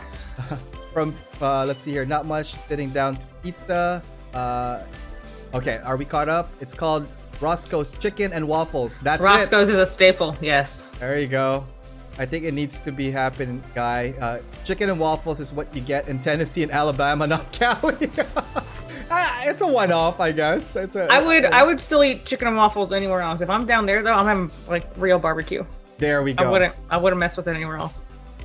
All right, let's get back to some of the show and tell here from your goof custom. I love the sun here. Lots of is that a it's the moon. That's the moon inside it. It's starry night, Ariel. What sun? Sun. So this thing is really hitting me now. Remember I said I think I poured too much? Yeah. Yo, we're on now. I'm like sweating here too. Crazy. I need a spritz. I need some vodka next. Take a lap. No. Don't do that. A little bit more on this. So you did paint also the clear part underneath here. I did not actually. I just left it orange. Really? And that's what? And where's that it's ear? the goof. Where's the goof? The goof is on. The goof is on the head. The ear is on the head. So the tube. You'll get there. Yeah. And sunflowers at base. Painstaking. There are a significant amount of flowers that do not exist there anymore. That's how delicate they were from traveling and not considering packing at that time. Yeah. Had some casualties, but you know the thought is still there. Vincent Van Goof here on display. Guys, let's take a look at this one on full view. The frame looks dope. It just blends everything together. So for that guy that was asking about base over at Twitch, this is again, I just want to tell a story. Incorporate your base with your actual model, but don't take it away from it. It's supposed to have like a little bit of contrast and giving more focus onto your model. It's supposed to complement the model. Yes. That's it. At least, to my taste. That's what I live by. That's it. Let's go. So that was my first entry into GBWC. And what year is this now? That was 2017, 18. 2018. Let's go with 2018 on that one. So this is about 2 years ago. Looking great. And how well did you do on that? I was there. It was more the first time entry. Why not? Yeah. And just kind of see what it's like. So I hear about it all the time. What was your feel like when you entered GBWC? Like, how did you think about it? It's more about the circus at that point. It's just seeing everybody at all their builds and come together, and everybody just kind of geeking out the same thing. And we're lucky enough to have Kawaguchi come to Anime Expo here on the West Coast. And you did meet Kawaguchi as well when you were there, right? Yes, I did. Awesome. We have a photo of that, and we're gonna have a story with that in her first interaction with the legend himself, Mr. Kawaguchi. The next up here, we're gonna go to our next build. This is a fun one. This is like a GM with the Akai. Yes. So this is an eye for an eye. This was my entry for Anime NYC for GBWC last year, so 2019. So my idea, I love 8th MS Team. So it is one of my favorite. It is my favorite. It has to be show in the Gundam series. It's definitely top 3. It is my favorite. I can say that 5 more times, and then maybe I'll actually mean it. Maybe you'll get teleported there and live the whole thing. Yeah, Beetlejuice. Anyway, so my idea here was that I wanted it to be about Karen and her GM head and kind of getting revenge on the Akai that, spoiler alert, takes off her ground Gundam's head and gives it its namesake. Nice. And did you draw all this? I did. So I sketched out how I wanted it to look. I was drawing a lot on the statue of Poseidon beheading Medusa. Nice. So I went straight with that pose, that vibe, for lack of a better word. And we're gonna get to that vibe in a second. Here's the first couple of whip on this one. So what are the kits you use for this? All SD. Oh, the bases are all primarily SD, with the cross silhouette frame to make the GM head a little taller instead of as, cute and clunky as SDs are. They're fun, very versatile kits. I have the old SD guy here, and at some point later, you'll see that I swapped out the claw for the HG claw because it was much bigger. It gave me more intricate hand or the claws that I could position the way I want. It's much more dynamic than the SD kit, which is just really molded into one piece. And do they have holes as well, or do you have to fill them in? Or are they solid for SDs on the SD claws? On the SD claws, it was just five. It's just 5 pieces sticking out of a half dome. Okay. It's a very old SD kit. They're not as nice as the ones that we get now, but they are fun. Nice. Some details are coming up. What are some of the next detail slides we're gonna get? I did a lot of modifications as far as detail work. I made the cannons, the water can or the head cannons on the Ekai to sit into the head. I also scribed some of the lines around the top of the head, which you see in the HG or the MG kit if you look at it, where it's obviously more detailed. Oh, hang on. I was gonna zoom into that one real quick. So is this a good shot of what you want? Okay. That's great. I added tubing to the neck so you have some kind of texture or, meat, for lack of a better word. Yeah. Yep. And on the Ekai, on the GM, I did some accents with styrene strips, so it wasn't just so flat, but I definitely put a lot more modification work into the Ekai versus the GM. Well, it took the guy's head off, man.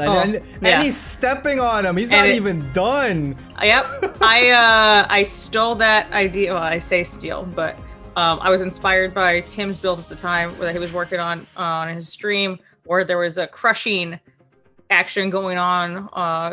One suit was gripping the arm of another, and I was like, you know what? I want to do something crushing on mine. So if he's stepping on the chest, obviously there's some weight to it. It needs to be compacted somehow.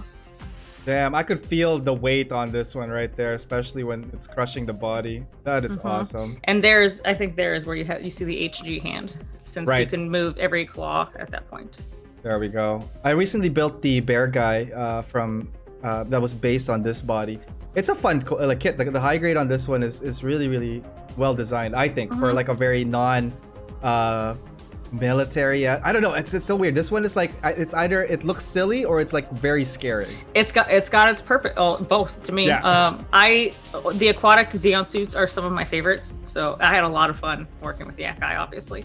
Yeah, I also saw Zagok back there. Hang on, I think right here. Yep, that's a little headpiece. That was a gift souvenir from my trip to Japan. I made friends with a bartender, and we went out for more drinks and dinner one night, and his friend in the industry is like, oh, you like Gunpla? I have this thing here. Please take it. You're not allowed to leave until you take it. I was like, okay, fine, thank you. Awesome.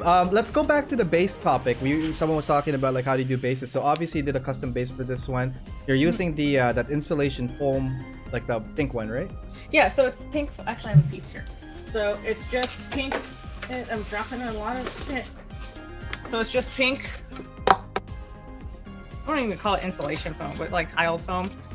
It used to only come in big sheets from Home Depot, but now they sell it in 2x2. 2x2? Yeah. Yeah.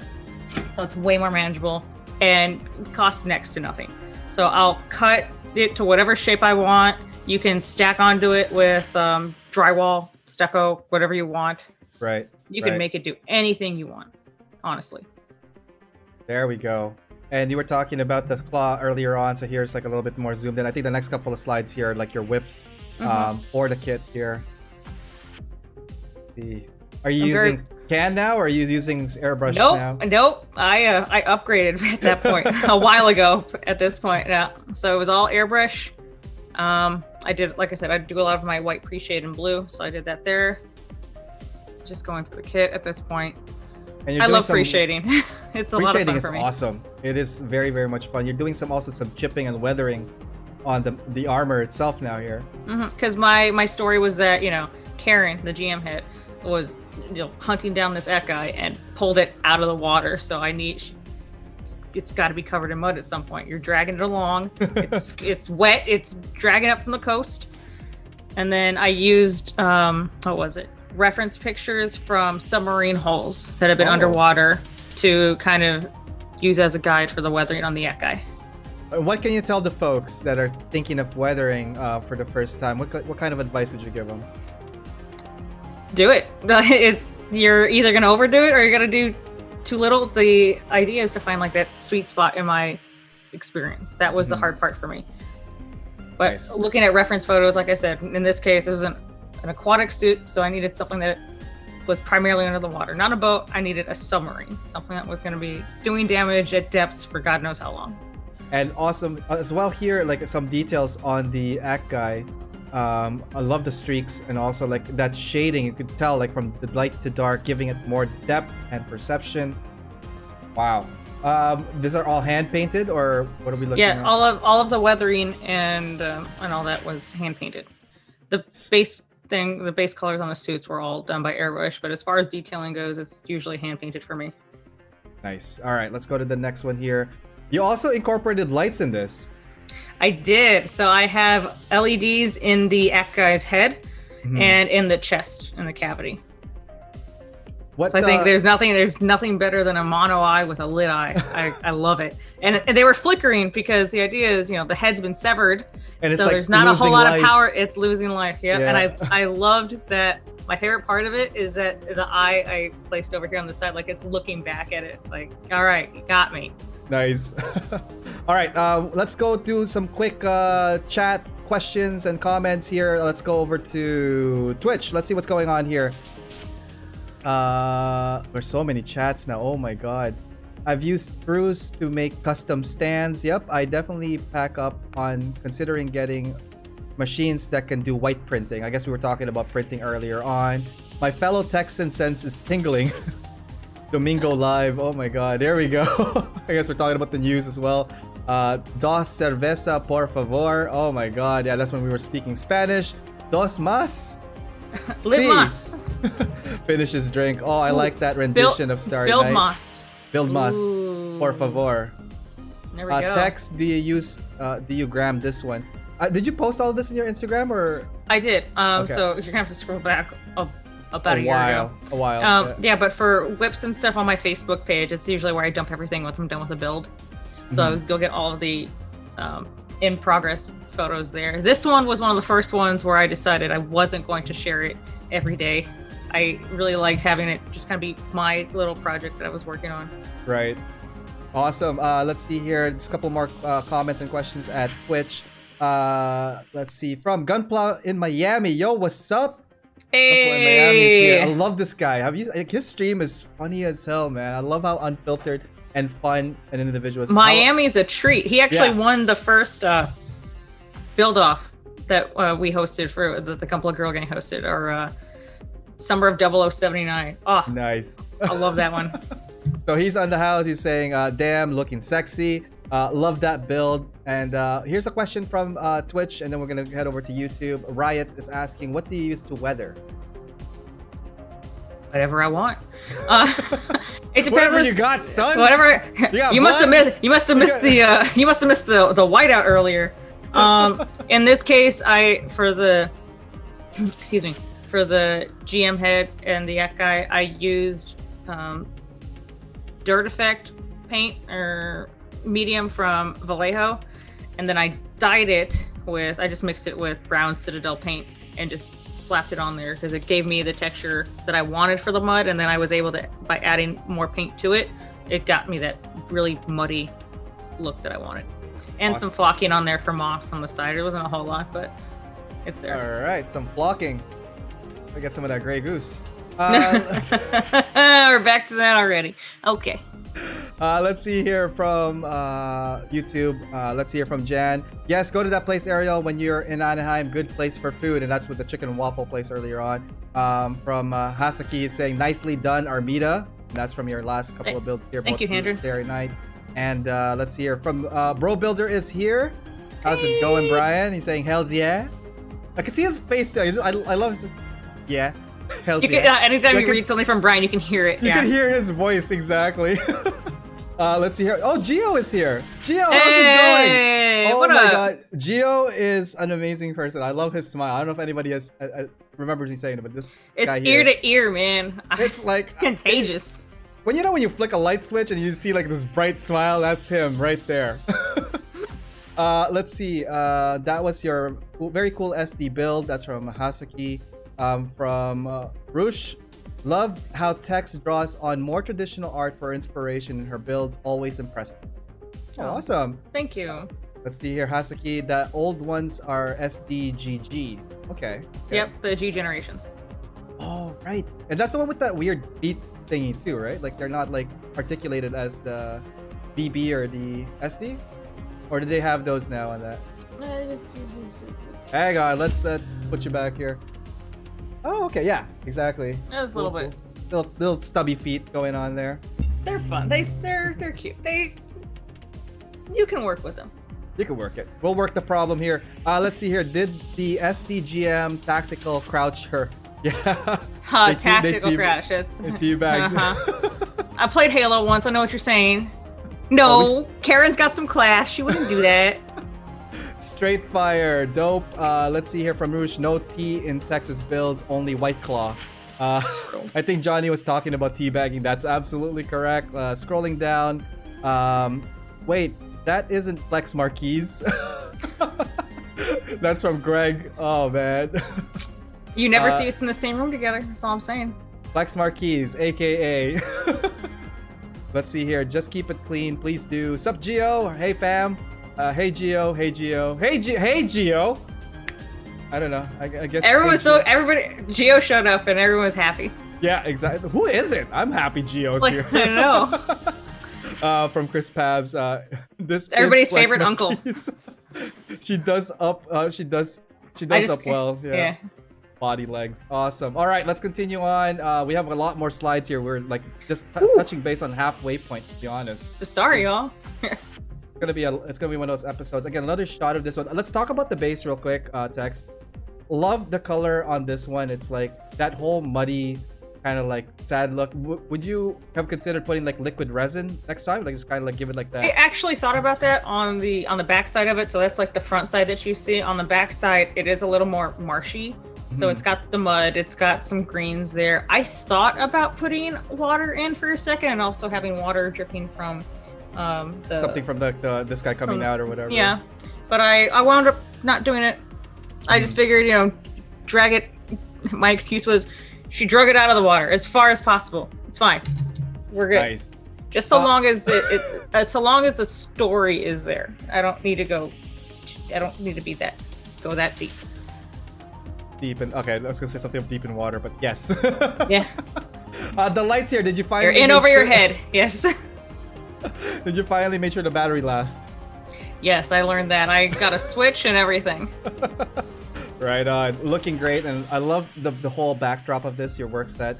You have like some heat thingy here, we got some paint brushes over there. Soldering iron, yep. Lots of stuff happening here, good stuff. And yeah, it shows that like, this is awesome. I really love the whole concept. 360 view too, because like you look at it from the back, you know shit's going down. Stuff is happening. All right, let's see. My back to I hate how finicky the controls are. Sorry, folks. Okay, yes, there we go. Nailed it. So was this for a competition? Yeah, that was for GBWC in 2019 at Anime NYC. That is it inside of the case. Nice. Looking awesome. And how did you feel about entering GBWC this time around? Nervous, actually. So in my experience, a lot of the majority of the winners have come from the East Coast as far as representing for the United States.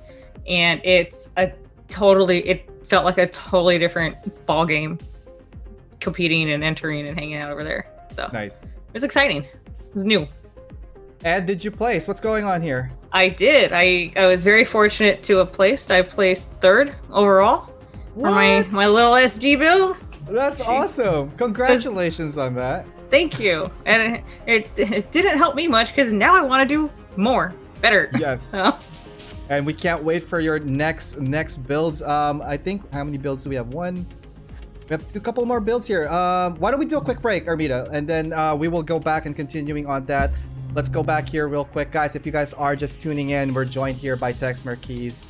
We're just going through some of her earlier builds, now going up to the most current ones. We just crossed her 2019 GBWC entry, looking awesome, placing on that as well. Congratulations. And for you guys out there at Twitch and YouTube, thank you for tuning in. Let's see here. We'll just do a quick commercial. We will be right back here with Tex Marquise, so stay tuned.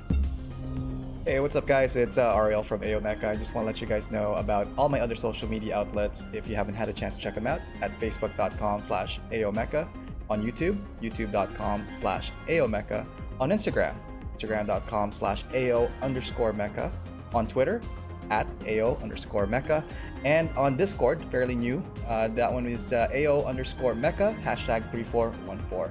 Anyways, hope to hear from you guys. Through any of those platforms, feel free to DM me or PM me, as well as emailing me. My email is aomecha.info@gmail.com.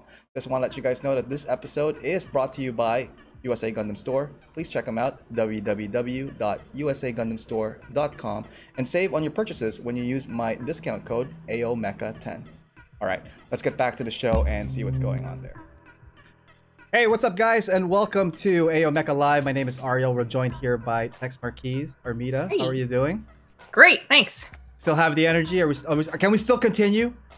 I mean, I can go all night. That's fine. Jeez, wow. All right, we're gonna try to get as far as we can here tonight then. For those guys that's joining us, thank you for tuning in. You are watching AO Mecha Live here with a feature builder episode. Let's do a quick round, quick check over at Twitch, see what's going on over there.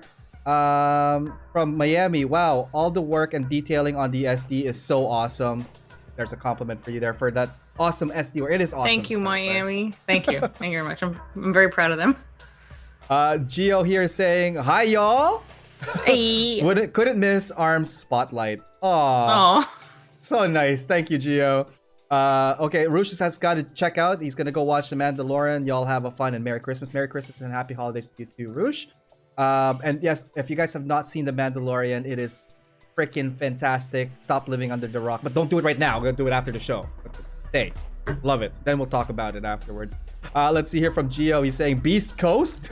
Hey, Beast Coast represent. That's a really awesome build. Love the diorama idea. That's from Nicholas Teada Sanchez. He's saying also congratulations. If she had $1 for $5, what? I know what there's. Yeah, they know me. Awesome stuff. All right, why don't we go to, hang on, can I even get to the next build? It's we're gonna go to the next build here, Armina. Let's go. And it is the Gun Easy. This is one of your, would you say one of your favorite builds?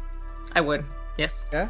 Yep. So this was for the Gunpla Hobby, the Gundam Expo, Gunpla Online Expo that Bandai Bluefin was putting on, and they had reached out to a couple of us, including Brian, to put together some kits and in about 10 days to enter into a competition, which we found out later was going to be judged by Kawaguchi. Oh my god.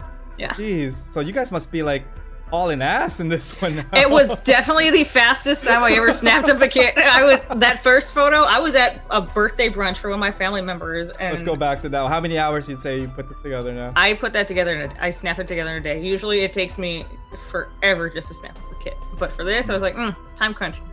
Gotta do it. Batch build. Like, I know this arm and that arm is the same. Let's keep at it. Mm-hmm. Wow. One of the beauties of it was that it a lot of the seam lines on this RE on these kits were very well hidden, so it made masking and everything so much easier when it came to painting. That's good. That's good. What did you think of the kit overall build? Is this like, what did you choose this, or was this like asked for you to build? So I asked. They said, give us a list of like your dream kits, and I was jokingly saying, I have a Gun Easy, but I was saying, hey, if you happen to have like a P Bandai one just sleeping on the floor somewhere, I won't complain. And then they didn't say anything, and sure enough, it showed up, and I was very touched. It was a rough month for me personally, pandemic wise, and getting a Strike Team kit from Victory Gundam it meant a lot to me. Nice.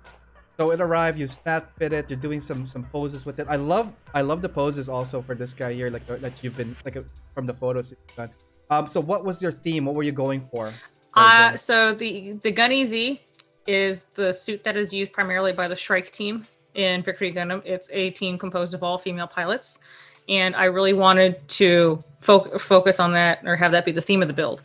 And this version of the P Bandai suit for the Gun EZ is the rollout prototype color. So it's before that they become the green suits that they're iconically known for. I swapped out the hands so that with the Jagan or the Jugan the build Jagan fighter hands, because they're a lot more expressive, and I like that with my kids. I like more expression and body movement and all that, and for as static as a pose it needs to be for like composition and silhouette, because it won't be your standard blocky hands with the it's no rock'em sock'em. Yeah. And I wasn't going to use the weapons anyway, so I didn't need those, and it worked. I loved it. You were talking about easy for painting and all that stuff, so here you were doing obviously some custom painting isolation, scribing actually. So I had some of the scribing templates and that I used the paint scheme, the color scheme from the Mobile Suit Variations art, which is what I ended up painting up the suit as. So I did a lot of scribe work to match the line art. I did a lot of the painting and coloring to match the line art. Here I put yellow on the sides. I'm not 100% sure there was actually yellow in the line art, but the way that the lines were drawn and colored and the resolution, it looked yellow to me, and I kind of like it. It stuck out a little. It's a good contrast for me. Awesome. Let's see. Before we continue, I just want to read some of these comments here. From Mecha Skyfish over at Twitch. More builds, please. Yes, we are going to get to that. Hero, I don't even batch build, and I could put an MG together in a few hours. Oh, that's awesome. Some people are faster. Some have their own I'm not. I am notorious for sanding everything as I go and filing everything down. It may take me a month to snap up a kit, but I can paint it right away, and there's usually very little that I have to go back and fix. I'm kind of both. I sometimes will fix, I will clean it if I'm not streaming, because I'm not pressured to show stuff or time sensitive. But for a build after, I do tend to clean it way more during a build, more so than I would preparing it. So it all depends, I think, comes down to that. But in the end, having a clean build, clean snap fit to start with, definitely front loads a whole bunch of time, so that you could put more effort and time into masking, painting, application, that kind Absolutely, of stuff. Yes, it helped me out a lot this time around. Yeah. Gunply Miami saying, I snap build slow as fuck. Yeah, he snap build slow as fuck. There we go. You and me both, brother. Yeah, exactly. There you go. Let's see here. Over at YouTube, Julio, I think you mistakenly said dollar when you meant White Claw. Why the bells? Bells means correct. Yep. Q Billy Madison, Chris Farley. That's correct. I love Billy Madison. It's one of my favorite movies of all Dating time. yourself a little bit. Nah, yeah. That's let's see. Except the girl wearing shoulder pads, but okay. I was gonna say that's from a classic movie as well, madam. All right, let's continue on with the build. The face looks really great. I love also where the light's shown right here. It feels like their eyes. Yes, I didn't put any of the decals on the eyes or anything. Yeah. It's a clear blue on the prototype for the Gun EZ, and I loved it like that. I wanted to keep that. Now we're getting more into what coloring now.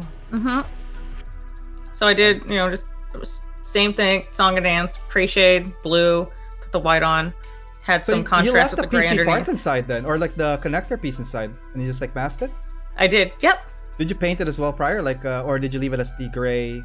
I believe I left it as the gray for the sake of time. Yeah, it would be time sensitive for this. Looking good so far. Also, the shoulders, the way they connect, you don't see them the way that they slide in, and the arms slide in underneath the shoulders. Right? Yeah. Okay. Let's go back to the red shoes. I think that's becoming your theme here. Oh, hang on. There we go. And there she is. Awesome. I love the details on this. The RE actually packs a lot of details. does. It's a lot of fun. I have a couple versions of the Guneasy, even like a B Club resin version, but the RE it's very nice. I had a lot of fun with it. Yeah. No, it looks great so far. The details on this for a small kit, it packs a lot. Yeah. I love, you know what I never realized, like, because like I'm used to the color from the box, the green or the brown or whichever the normal boxes, but like after you put the primer and the different colors on it, I really like the design. Like this part here, that's dope. I like that. Yeah, that raised chest is very prominent in a lot of the Victory suits. It's just that kind of very Empire-like. I think I might get a Victory Gundam next for Christmas. Dear Santa. Let's see here. So you're going with the theme. So the color is based on the MSV colors for this? Yeah, the Mobile Suit Variation line art and art for the prototype. Looking well so far. Okay, the pre-shading and all that stuff for the legs. There's some whips here. Mm-hmm. Kind of going through it. I knew what parts of the leg armor would be visible, so painted those as well. Nice. And just going through the rest of it, looking like a very whippy photo here. I love whip photos, by the way, because like you see the process and then your brain starts clicking. And it's like, all right, now that I know where the shade's going, now that I know where now the color could go here, right? Ah, there we go. That was the back skirt. Front of head. Did you putty the seam line at the when you connect it back, or was it hidden? Nope, it was very well hidden. Oh, and the figure. All right, so again, this is from, if you guys have seen the ads on Instagram and Facebook and all the other social media, this is the piece, the final piece will be of this build. So here is a 1/100 scale pilot. Now, did you get it from, does it come with a kit? Because like, I don't think RE comes with it. No, so I got that from a 1/100 scale kit. I actually stole it from Angel. Living up to his namesake. I told him my idea, and he said, I think I have some 100 pilots. So he had an Amuro hanging around. Right. And I used that as my base because, again, I wanted the theme of this to showcase the Shrike team.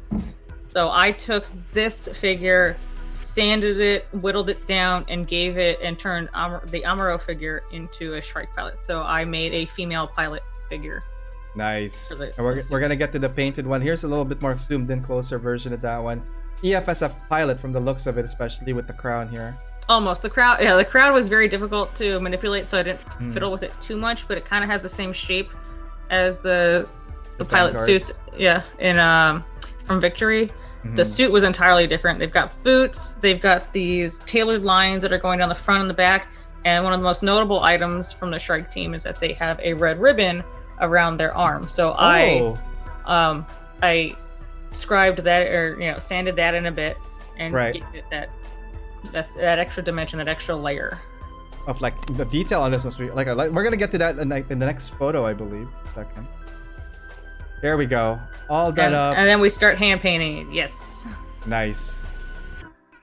So what are the colors you use for this one? Are you still using the Citadel, or have you moved on? It's still the Citadel. I got the Citadels to hand me down for my brother-in-law, and I have not stopped using them. I pretty much don't hand paint with much else. I have a couple other colors, just onesie twosies from things that I absolutely need and have to buy them where I can buy them from. But in this case, it was mostly Citadel again. For those guys that have not painted, these are small. They're like less than an inch tall, aren't they? Yep. That's why I'm using a bottle of Microsol to hold on to it so I can hold it and paint it at the same time. What would your advice be for people who have not painted small figures like this? Like some lessons to be learned, or like things to watch out for? Thin your paints as much as you can, even if for any hand painting, no matter what skill. Thin your paints. Okay. Work in light layers. Build up. They're gonna dry quick. You can go right back over it almost as soon as you're done. After you flip it over and start the other side. Right. But it is. You still have to be patient. You don't want it to versus the Van Gogh, where I had the thick texture, which I wanted. You don't want that here. Awesome. And what kind of brushes would you recommend for using this? I'm the wrong person to ask. I got a bunch of dollar store Michael brushes that I use. I have some very small, fine Citadel and Tamiya brushes, but I definitely need to upgrade. That is one of my goals, is to get better at hand painting, and I would like a little more appropriate tools to use that for. Right on. All right, let's go to here's another photo of it, a little bit more in the standing pose. And there's that red ribbon on the arm now, right? Yep. We're getting there. Awesome. Love how small it is, but like how detailed it can be, like up close. Scale modeling right here, guys. Yep. All right, we're getting close to the finale. Here is the done up. I guess I'm assuming you're finished painting by now here. Yes. I think Okay. have I done the decals on there yet? No, not yet. No, That not will be yet. the next Okay. one. But I finished painting both figure and kit. And then what I really liked is how it just happened to work out is that the pose that I selected for the Gun Easy was similar to the pose the pilot had. So it's Yeah. a lot of mirroring, which I liked. I like that too when the pilot matches. Okay, so thing for me is like when the pilot's suit somehow complements the color of the mecha they're piloting. That to me is like, yes, that makes sense. When the posing like this, especially like that's their suit. Amazing, Yeah. amazing. Accessorize. That's it. And let's see here. Oh, Tim has joined the fold. Child of Mecha just said, "Hey, what's all this now?" Oh, party's think- over. I know, guys. Cut it. See, if you say Tim's name, I think what was my number count here? 25 times he will show up. So I think we did pretty well summoning a great person here. Tim, how's it going, man? All right, so let's continue on. Oops, too far. We were talking about the decal part here. So you're putting now the rest of the details. Are these actual decals from somewhere else, or are they part of the F? No, those water slides came with the kit. Wait, water slides came with the kit? Mm-hmm. Oh, I did not know. Oh, it's a P Bandai too, isn't it? Maybe Yep. it's for P Bandai. Is that what it is? No, there's some kits water slides will come with them. I just looked out. This one had them. Nice. Looking great. I love that whole retro feel for this as well. Like like the early 80s kit feel for the A little bit. It's a lot better engineered. I'll tell you that. That's it. My average is around 30, so you're ahead. Okay. Oh, Sweet. Looking great here, Armita. Like, what did you think of the decals though? Like, was the application good? Did you have any issues with it? well, you don't want to notice this yet, and maybe that means I'm getting better. But the center decal tore during application when I tried to adjust it, but I've learned from my mistakes and I was able to line it up just right and soften it to hell and back so that it looks like one piece. But other than that, it's pretty smooth sailing. I had taken some advice from Pabs, actually some feedback during his critical builds where he was talking about my Votoms build and my decal placement. So I was trying to stay a little further away from the edges and give it more room and Yeah. a little more time as far as applicating goes. So I definitely paid attention to that a little more this time around. Speaking of attention to detail, let's talk about the base real quick here. Awesome design. Did you do the design? Like, where did you No. get this? So that is the emblem, the logo for the Shrike team. So it's a Shrike, the bird, holding the red ribbon, much like the one on their upper arm. And I knew that I wanted that to be the base for my build because it is about the Shrike team still at the end of the day. Nice. So I printed it out in different sizes, like 3x3, 4x4, and 5x5, just to kind of see how it was going to look compared Yep. to the rest of the kit. If it's too big, too small, and I Size found, them up, scale them up. Yeah. Yep, I found the mama bear just right. Got it. So the size on this one is 5x4.5. It's 5x4. Yeah, that's the one I went with. There we go. All right, let's go to the next photo here. Now the whip process. This was very interesting because like it's an impressed. Did you trace on top of the foam? Yes. So I cut out the icon. I printed it out, traced over it so that I would get that embossed look on it, and then and then use that to not only trace but also incorporate into the painting later. But it also helped me know where to cut for the build with my wire cutter. The wire cutter. My foam cutter, excuse me. Did you get like the heated one, or did you get like just a hand? Yes, hand that one cutter is heated. So I have a hand one, and I have that one is the table size cutter, the tabletop cutter. Excuse me. So for those guys who have not worked with this type of foam material, it can get very tricky if you're only using like knives or like X-Actos, because then it just doesn't cut as clean. It cuts like styrofoam. It cuts like styrofoam, and you get buildups, and it's sometimes uneven edge. So when we were talking about the heated cutter, it's actually like an electric powered like thin rod that you would use to shave and sculpt your pieces. It comes with like the 2-prong ones with like a heated string in the middle, and a heated wire. Yeah, the heated wire. But there's another one that I saw that was like a pencil. That one's like for actual drawing. Have you used that one? No, I have not. This one was all heated, the heated wire model Heated wire. or version. Right on. Let's see here. Just quick question for you from Riot over here at Twitch. How do you thin your paints? Ooh. Well, it depends on what type of paint it is. So when I'm hand painting, it's usually acrylic base or acrylic paints. So they're usually water based. So I will thin them with water when I hand paint. With lacquers, when I'm desperate, I have to fix something.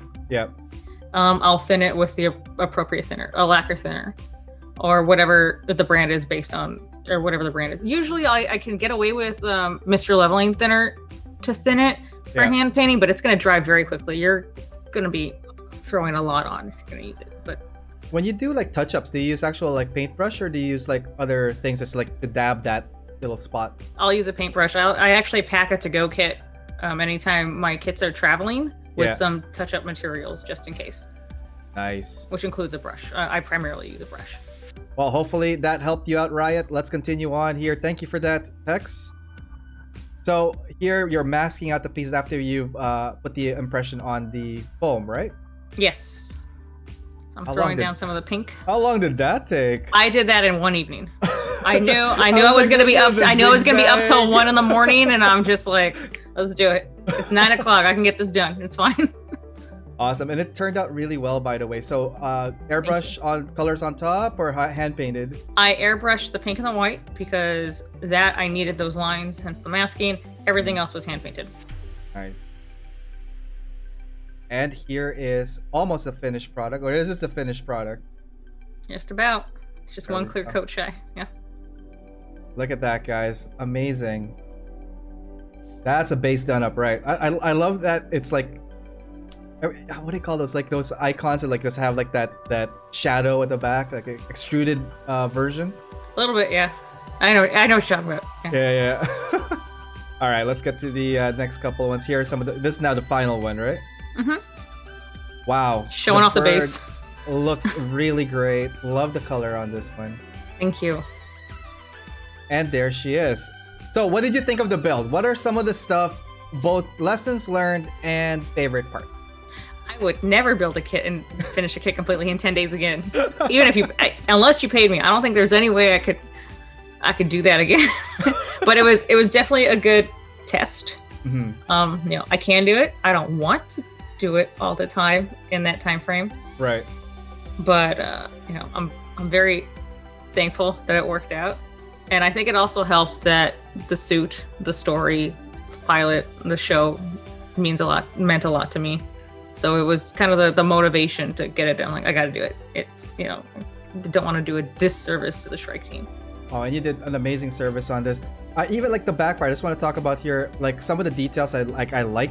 The little accent like that really gives a big, attention to detail. I love it when there's little crevices are filled in, little decal placements where it should be there, but like some people just don't bother to look at like through all angles. You know what I mean? Kawaguchi was gonna be looking at this. I had to make sure all my I's were dotted and T's were crossed. He would have said something.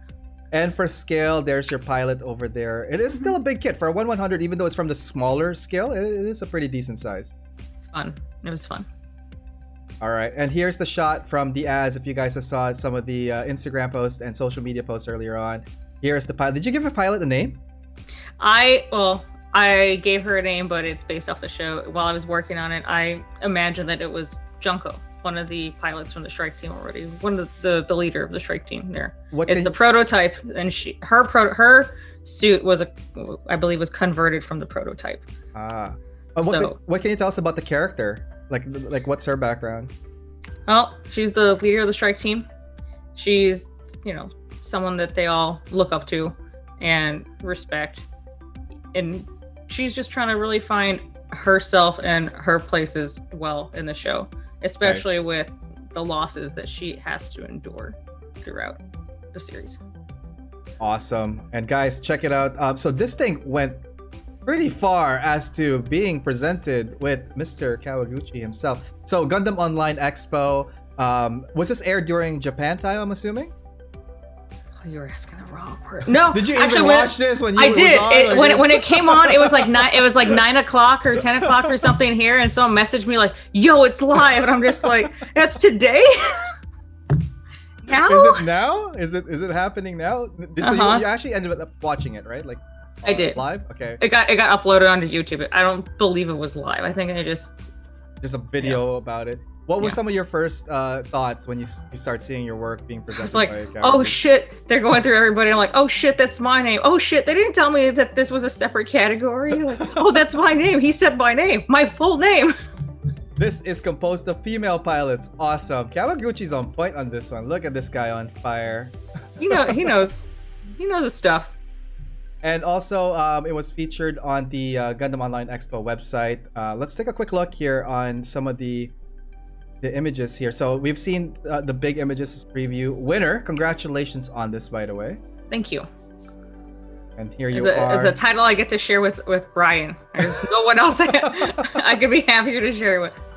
That's it. Let's see. Armita Pebdani, appeal point. My build was heavily based on the art of the prototype Unit 1 from Victory Gundam Mobile Suit Variations.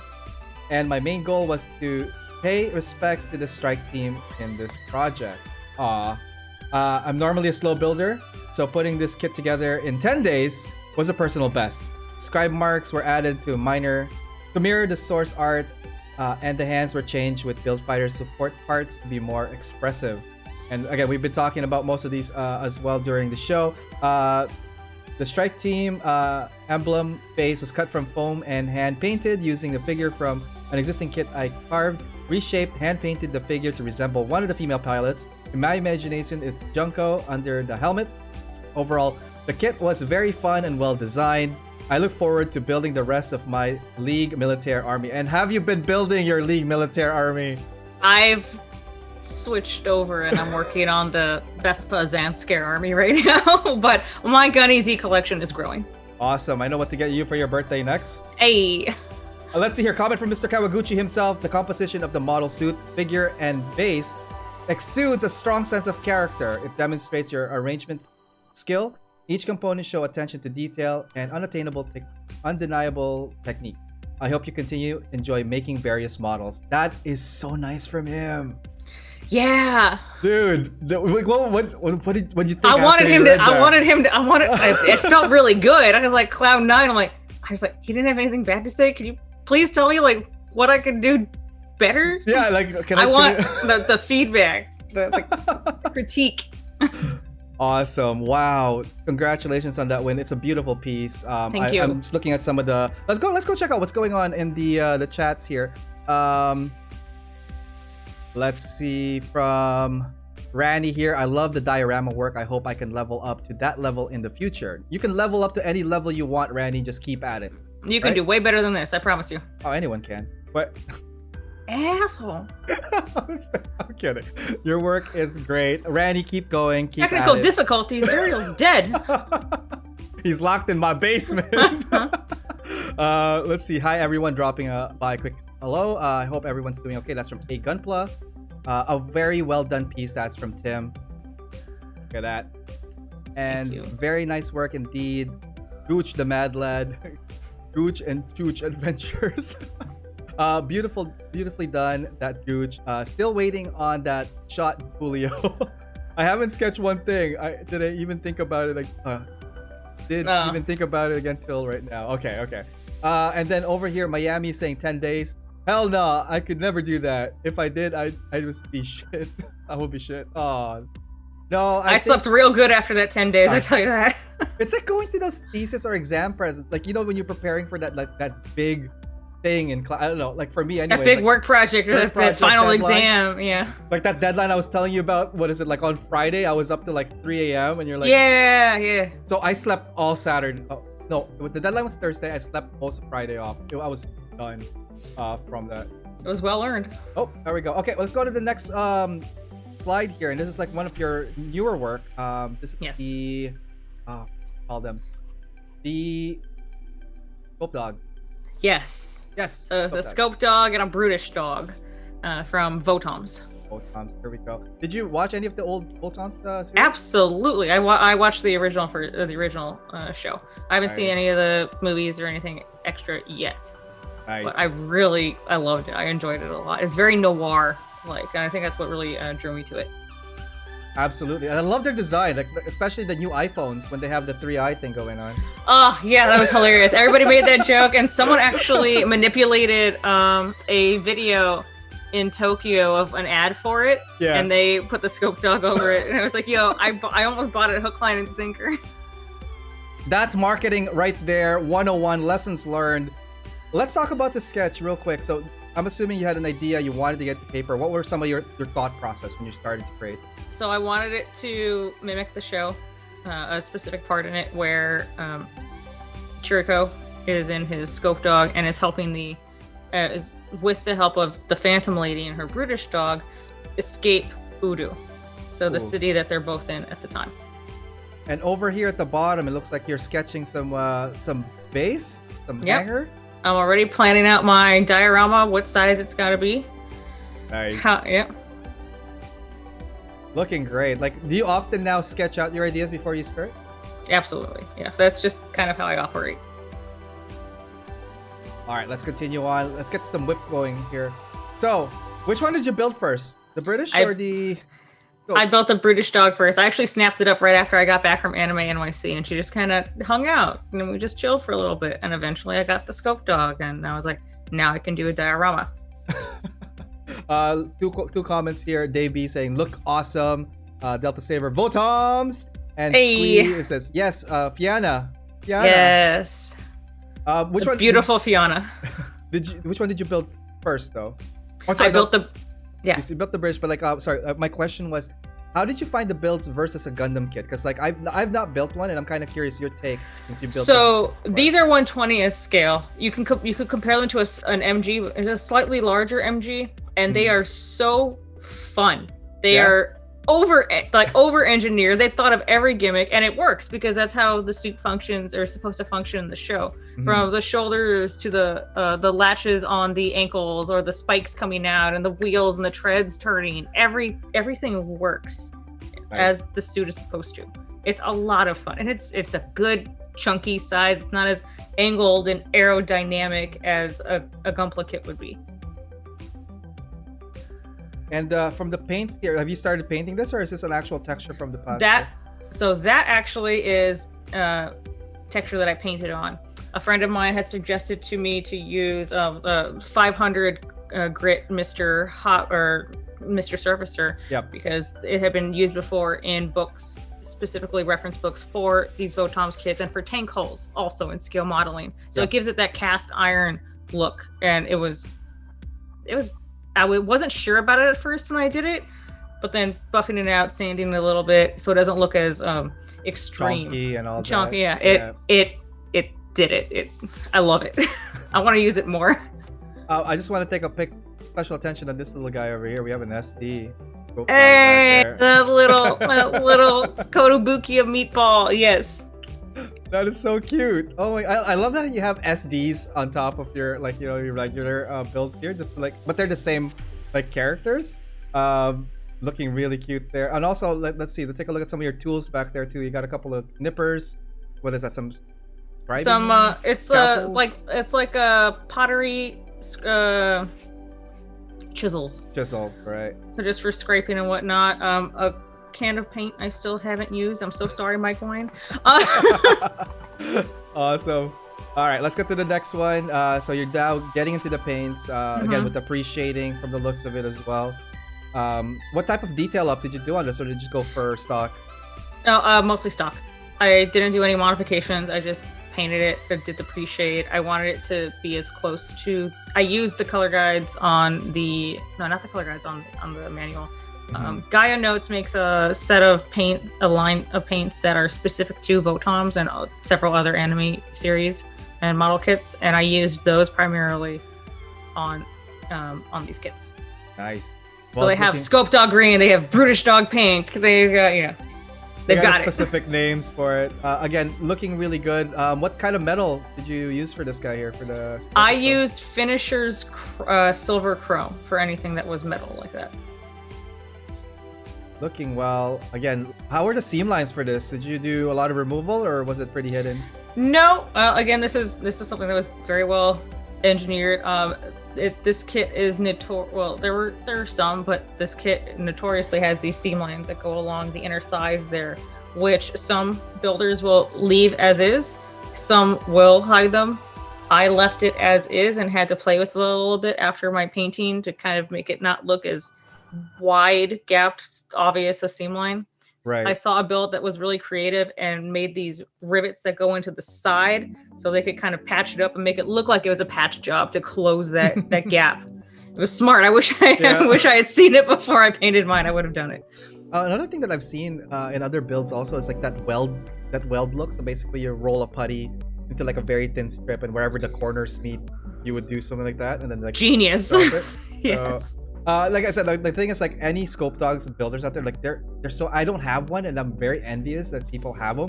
Every time I go to the damn store, it's either sold out, and if I go online, it's like, I don't know why, for some reason the price is just like, yeah. I waited till Hobby Link Japan had a sale and bought mine, and nice. that brought the price down exponentially. Looking great here. Let's go to the next couple of slides. Okay, so base, you were drawing something earlier on. What was your concept for this?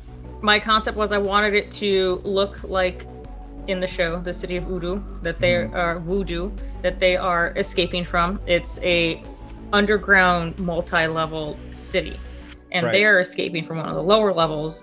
So I'll eventually build up and use the show as reference. I have the panels built up to replicate the walls within the city, and then I'll have it's not super visible, but I have a directory on the side of which level, how to get out, and left Like a for map. B1, right for B2. Can't go to the third level because in the story or in the show, it's abandoned. Let's talk about the base real quick. Again, it looks and feels simple, but it packs so much detail and gives it that realism that it's part of, an actual event that's happening. What are some of the stuff that you used here? So I mapped out everything in SketchUp. It's a program, a modeling 3D program that I use for work primarily, but in this case I used it here so I could mock up my base. I could mock up how I wanted those styrene pieces to fit, how I wanted them to look, kind of balance it out before I start cutting things left and right willy-nilly, and just hoping it sticks. So that helped. I could print them out, scale them up, make sure everything looked right, and then just copy it on over to styrene and start gluing stuff down. Right on. And did you use any specific glue or just regular Elmer's kind of thing? What did I use? I used a lot of Plastic Magic and Tamiya for styrene to styrene, and then I don't remember how I stuck it to the foam. I'm sure there's a photo somewhere. Oh no, I know. With You have it there? tacky glue. So like the gold bottle that your mom and your grandma use all the time for their arts and crafts. That's what I use. This is what I use primarily for foam, because it won't. Because it won't corrode through the foam like plastic cement or something will, or super glue even will do it. Nice. You also do have to seal the foam a little bit. It's a little porous, so it helps. Any little bit helps. And talking about work, it's kind of funny. I'm totally segueing slightly. Like we have kind of the same softwares that we use for our respective job. So could you just maybe briefly talk? What do you do for a living? So I design children's playgrounds, commercial. So it's mostly large scale parks, homeowners associations, schools, and sometimes child care development centers, military bases, things like that. So big scale things, and a lot of it relies on making renderings of how the area is going to look and the structure for the end user, the client. So that is my experience and what I do, and how this overlaps nicely. I can use the software that I get paid to use to help plan out my bill. So to echo on that, it was kind of funny. We were talking about our respective jobs. I'm in architecture, specifically interior design, and we do use the same software that Armita uses for her job as well, like AutoCAD, Revit, SketchUp, Rhino sometimes. I don't know if you use that for yours. Oh, not in a while. But yeah, like it's such a transferable kind of like skill set that you can use from like building something in 3D, especially if you're working, a day-to-day construction type of software, and transforming that to our hobby. And I think that really gives that like extra I guess, skill set that helps us create good product, both in work and in our hobby. It also helps if you're a more visual person if you like planning things out, especially for someone who thinks and acts like I do. So like a kid? Yeah. Like a grown-ass man-child? Yes. If we have a name for a female Peter Pan, what would that be? A Tex Marquise. That was a... Yeah, that's pretty it. Yeah. Going with it. I don't want to cry. Yeah. Something like that. Let's see here. Quick comments here. There are rivets on... You have to bolt in to the kit. Love that gimmick. Oh, okay, that is fun. It comes with a little socket wrench, so all the rivets and bolts along the side you could actually turn it. It's great. It comes with an actual tool? It does, yeah. Do I have it around here? No, it's in my specific little cubby that is just Votoms, and it's in there. That's awesome. I did not know that. Again, now I got to get my hands on a Votoms set. So 2 things. One, from my last featured person on the show, Daniel. He's a Lego builder and a Lego Zoids builder. Now I want to go buy Zoids and Lego after that show. Now after talking to you, now I want to get some Votoms. You're gonna go broke. I'm gonna go broke, man. Like holy cow. That's yeah. People. Amazing time to start people, budgeting. Man. Oh man. We don't use that B word around here. Let's see. 2 more things here. A couple of comments on YouTube. Hasaki saying, or Tamiya Surfacer 6, if you're using, it's the same as 500. Okay. Noted. Cool. And from Colin here, he's saying, hi Greg, Dex is like a Disney engineer. Absolutely. a little less mouse. And Tyler Johnson saying pretty much. It's an IRL homie. What up, Tyler? There you go. Awesome. See, you got friends, families, and everybody else in between hanging out today. Guys, thank you and welcome to the show. If this is your first time, hopefully you guys are enjoying it. And we're joined here by the lovely Tex Marquise. We're gonna continue on with the next. Here's like somewhat like the almost finished product, or almost it is the finished. Okay. The base is done. I'm waiting on the eyes of the scope dog or the lens of the scope dog to come in. What did you use? Are these those came things? with it. Okay. But I'm pretty sure that I stole one from the scope dog. I wasn't fully aware of it, so now I needed both for the other one. But it was just mostly staging, seeing how it looks now in person with the paint done and the decals and everything. Speaking of the primer here, it's a Surfacer G, not 6. Sorry, the G looked like a 6 because I'm blind in both eyes. Sorry about that, Hasaki. From Sean. From Z. From Z, sorry, oh my god. Let's see here. Party in the green room as soon as this wraps up. There you go. Dex is not an Imagineer, she is a Mechaneer. There we go. Oh, there we go. I like it. Stole. There you go. Awesome. So what's left here? Are we all complete yet? Or? Almost. I'm waiting on the eyes for the scope dog to come in, and then. Right, did I do something? I think I did something different to the gun afterwards, but I think that's all I was waiting on. Okay. There's nothing wrong with it, right? What's wrong with it?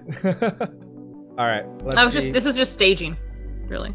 Okay, so this is now what it's going to look like. They're peeking over. I love this pose, by the way, where they're like, okay, we got to sneak out of here, but very quietly in giant ass machines. Yeah, it's like they're gearing up. They know that they're gonna have to fight their way out, and you know, in the story, Chiriko is always protecting Fiona, so he's taking that first peek around the corner just as the bullets are about to start kind of flying.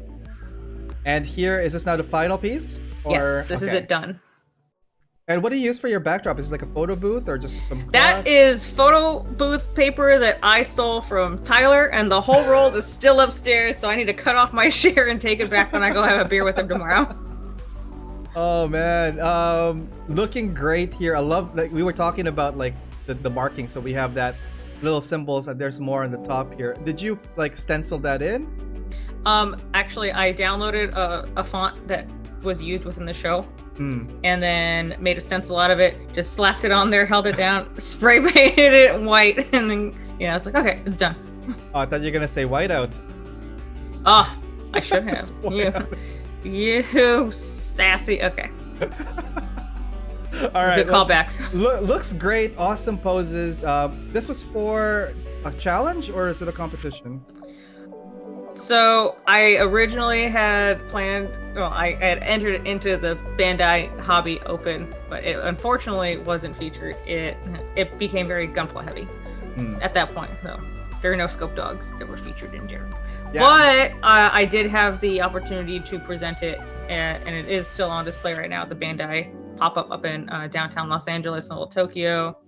And I also submitted it to a mock convention overseas by this Japanese Plamo club, the Yoshimoto Plamo club, that a couple of my friends out in Jersey and I submitted our entries into, and I placed well enough in that it was well received. I was very honored to have them even look at it, honestly. That is awesome. I just want to do a quick thing here. The bullet holes on this, very, very realistic. I love this part here. Thank you. Detail. That's just super glue. Dropped it onto raw foam. You can do it. There you go. Instead of I was thinking using your solder to melt them in. Foam will melt if you sneeze on it. You don't gotta go hot all the time. All right, and there's the eyes. Let's do a quick look at the scope dog here. Looking really good. Wow, I love this one here. That's some kind of aurora effect. Yeah, that bead, that lens ended up being a clearer green than the one on the brutish dog, and I'm very glad that it worked out that way. Looking great. And how about the score line here? That score line was just me taking a level and doing the same thing that I did with the Shrike team. I took a pen and just beveled the line in onto the foam. Nice. Look at that, drafting skills at its finest. A little bit more shots. I love also this. Let's take a look at this arm here. The fade on the muzzles here, looking really cool. Thank you. So is that metal on So it's kind of like that burn effect from when metal gets tempered by the heat and heated. For that, I used again Finisher's silver chrome on all the metal parts, much like the lens, and then I just went over it with there's a Gaia Notes gray that I used for a lot of the other parts of this kit. So just kind of keep it in the same palette. Awesome. Well, congratulations again on your placement here on the European side. Hopefully more scope dogs from you. It sounds like this is something you'd love to do more of. There's a Burkhoff squad sitting right back here behind me. There's some 1/35th scales here. There's a resin somewhere, I'm sure. They're fun. I love them. They're different. That is awesome. All right, I think that is it for all the kits. The next are some fun photos. Let's look at some fun photos. That's my first encounter with the Gooch. I was a lot rounder then. Holy shit. Okay. So that was the first GBWC that I entered with the Van Goof. Everyone's getting their picture taken with Kawaguchi. I think I'm in the same pose as you when I had my first shot with him, but except on the other side. How did you meet up with him? Was he just walking around, or did you tail him? This was after everything had concluded and everyone was going up and saying thank you and getting their photo. And it was my turn to go up, and I was wearing a jacket from a friend of mine, and he had the Tekadon, the Lotus logo on the back, and Gooch noticed that right away, made his joke, and then we took a photo. Right on. Did he speak English?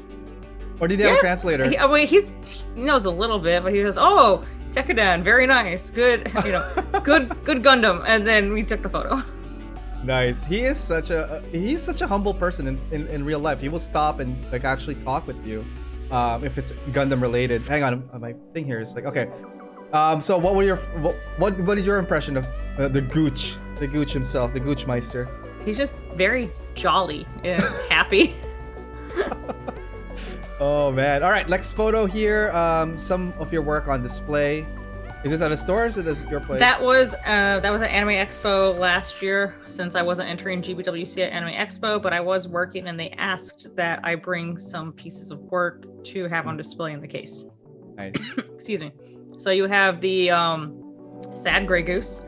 You have a melting liquid gold wing zero that's got way too much spray paint on it for my taste now at this point. You've got my Van Goof, and you've got my petite bear guy Fury up there. That was just one of those fun builds where I had to do it. This guy up here? Yep. Nice. He sits in my family's living room now, just hanging out by the TV. Nice. The Grey Goose still, I think this is my favorite, second to this, because I just love the overall color scheme on that one. All right, let's go to the next one. Some folks here. Who do we have? So that was one of the other build instructors during the Anime Expo build sessions, workshops that Bluefin had us working. And one of the gentlemen there who came by and was building and kind of documenting the entire convention. Nice. And what do we have on display here? We have my Gun Easy and the Votoms diorama that we just covered. So this is at the Bandai Hobby pop-up shop up in Los Angeles. A lot of builders had their local builders and a couple, including Brian, sent their kits Brian over. was there because like John from the chat here took photos and sent it to me. It's like, I saw Brian's stuff, and I'm like, yeah, but tell Brian. I don't know how to tell Brian. Like, hey, Brian, they saw your stuff. Almost every builder that won in the Gunpla Hobby or the Gunpla Online Expo had their kits on display here. Ah, that's an awesome Dom there. Arc 78 and the Dendrobium. That's Angels. Yeah. That's crazy, bro. I had the joy of unpacking and dusting that thing for him to have it on display, and he swears that he had dusted it before. It doesn't just attracts a lot. Is it gloss finish? Like what happened? It's dusty. It was. I just took a brush and went through it. There are a couple of more shots from the in shelf here. Again, your scope dogs, and the this amazing, beautiful, awesome kit here. I love the base. It really stands out. I'm just in awe of that. Thank you. She means a lot to me. Right on. All right, let's go to the next one here. Yeah, just a full display of everything in that case, looking awesome. Wow, that's a display and a half. And that top shelf looks like it wants to bend and break in half so bad. Do you see it? Like, I don't like. In my mind, I'm like, I can feel it. I heard it. No, but it's fine. I see some of Brian's stuff down here. There's the GM that he built for the Online Expo, and then there's his Angel Zaku. I love those wings. I believe he had said that he casted those wings himself. From Freddie over at YouTube, Meg would like her photo credit. So apparently Meg took all this shot. Is that what's happening? No, Meg took a photo of me and I took a photo of Meg, and now Freddie takes photos of Meg all the time. So I think we're even. There you go. Simple maths, quick maths, right there. There's also a couple of Star Wars Meg. down here. Yep, it was Bandai. It had to be a Bandai kit, and Bandai did do some. Bandai does produce Star Wars kits. And that's the hard graph core shuttle, core fighter. Wow, awesome display. How long was the pop-up for, by the way? It's still going on, and it will be there until the end of the year. Although I know for a fact that a lot of kits are going to be leaving on the 28th. So if you want to go see any of the works on display, go check them out now. Go check them out now. Can they even? Well, are you guys safely. open? Yeah, safely. Like, don't. I believe rush. I believe they still are, but they. I mean, it is the end of the year, and with all the restrictions in place, I do believe that they are shuttering down soon. All right, here you are cleaning some kits, dusting. Back at Angels, dusting more of his kits because I love him dearly. There you go. Awesome stuff here. That's a lot of kits going on here. Are they all Angels builds?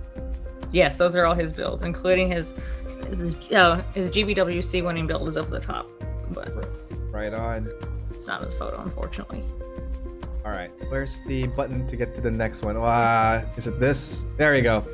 And speaking of Freddie and Meg, Angel and Meg. Sorry, Angel and Meg.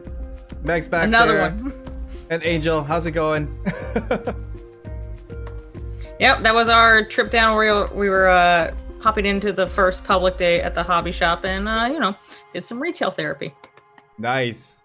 And that is pretty much our last photo, I believe, from the slides. Oh, we have, we got somebody else. That's real. We got somebody else following us right now. 2 girls, 1 cup sequel. Like, would that just be 3 girls, 2 cups? Right? Just follow the Twitch account. Thank you so much for your follow. Really, really appreciate that. There's a couple of comments here. Actually, Meg is online. Hi, Tax. Freddie just wants to start trouble. Love you. Gotta go. Y'all stay safe and have a good night. That's from Miami. Miss you. Thank you for stopping by. Let's bring it back to this screen right here. Thanks. That was a lot of memory lane photos and images here. How do you feel? Well, I'm glad my paint coverage and panel lining got better, and I use a lot less whiteout. But no, it was fun. I knew going in, I'm like, I don't mind showing off my early work in kits because everybody starts somewhere, and it's a really nice checkpoint and to see how a person has progressed. You know, not just me, obviously this segment though we're talking about my stuff, but for anybody, just look back at builds before, and even if you're feeling down about a build now, look at where you started. You've learned something, you've evolved as a builder. Right on. And yeah, and the thing is, like, your adventure from like start to finish definitely is a series of progressive, learning from your previous kits and improving on it. It did show. By the time we got to the Votoms, I was like, yo, dude, this is some dope shit right here. Yeah, I feel like a different person, honestly. Yeah. Nice. It feels like two different people built those kits. And it's again, like, without looking back, you can't sometimes move forward, because then you don't know, you could appreciate more going forward by looking at some of the stuff you've accomplished or learned from. That's always a good thing. Awesome. Well, thank you for sharing your photos. So why don't we do some fun chat right now? Let's not talk about too much Gundams. Okay. Let's take a break on that. Let's do a quick thing over here on the chats. Let's see what's going on. Hero, I used to use foam core for a base on top of a stand for details. Awesome. Yeah. I mean, if it works, it works, right? Let's see here. Manny saying is Gunpla freedom. Yoshimoto Plamo Club is great. They have a very interesting weekly and monthly show. Okay. Yes, that's the Plamo Club that I was referring to. A couple of my friends in Jersey and I, we like have a mock, or a mirrored club that the three of us are kind of working on to kind of like mirror that. They're really in the spirit of it. Nice. And let's see here a little bit more from Neon Runner. Wow, these look great. I guess we were talking about the Scope Dogs earlier on. Meg would like. Oh, we read that already. Pabs is saying thanks, Freddy. Freddy's like, yo, Pabs. Those guys. Your kit was on stream, which watched the replay. Wow, thanks, AO. Yep, no problem. Let's see here. We were talking earlier on the last couple of weeks, just kind of preparing for the show. And again, thank you so much for getting all the slides in. Your intro video was really, really spot on. One of my favorite intros this season so far. Thank you. I had a lot of fun doing it. Now so going back to the intro, and I want to circle back. We mentioned Fast and Furious earlier on, and if you guys have seen Fast and Furious 3 Tokyo Drift, that song that that Armita used. You're not the first person that's called me Meg, but you're the second. Hey, the first was Freddie. Okay, so hi Meg. No, Armita was used for her intro was from Tokyo Drift, and Can you play it again? You want me to play it again? I can play it again. Play it again in case somebody saw it. Play it again, guys. This is the intro video that Armita sent for the night show. Here, check this out.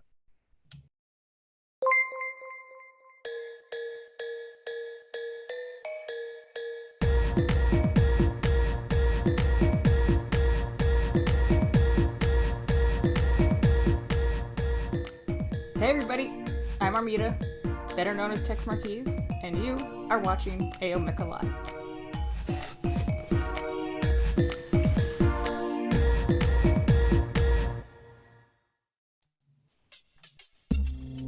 That was awesome. I'm very proud of that. I gotta watch that again now. So the last couple of weeks I was chatting with the text here, and I didn't know. I think I mentioned something in the Fast and Furious reference. I forgot how it started, and she replied back with it, and like, wait, do you like Fast and the Furious? And I didn't know that you like Fast and the Furious. So like, that's something we both love. Myself and Johnny from the chat also talks about, sometimes tosses in like lines from the movie. But yeah, that is awesome. Like, okay, out of the movies, which one's your favorite? I mean, I love the OG, the first one. It's just everything's quotable. And my favorite line there, I think I told you, was, there's a time I didn't know you. Yeah, that was in the 3rd grade. Like, that's just how far back they've gone. Like, I love it. It's just, I know that it's evolved into something that's just ridiculous and making fun of itself, but I enjoy them. For me, it's a couple. Brian's lines are always great because I think he can be funny and be like super straight arrow at the same time. Some of my favorite lines from Brian would be when he was getting a sandwich or ordering a sandwich from Mia. It's like tuna fish sandwich. Yep. No crust.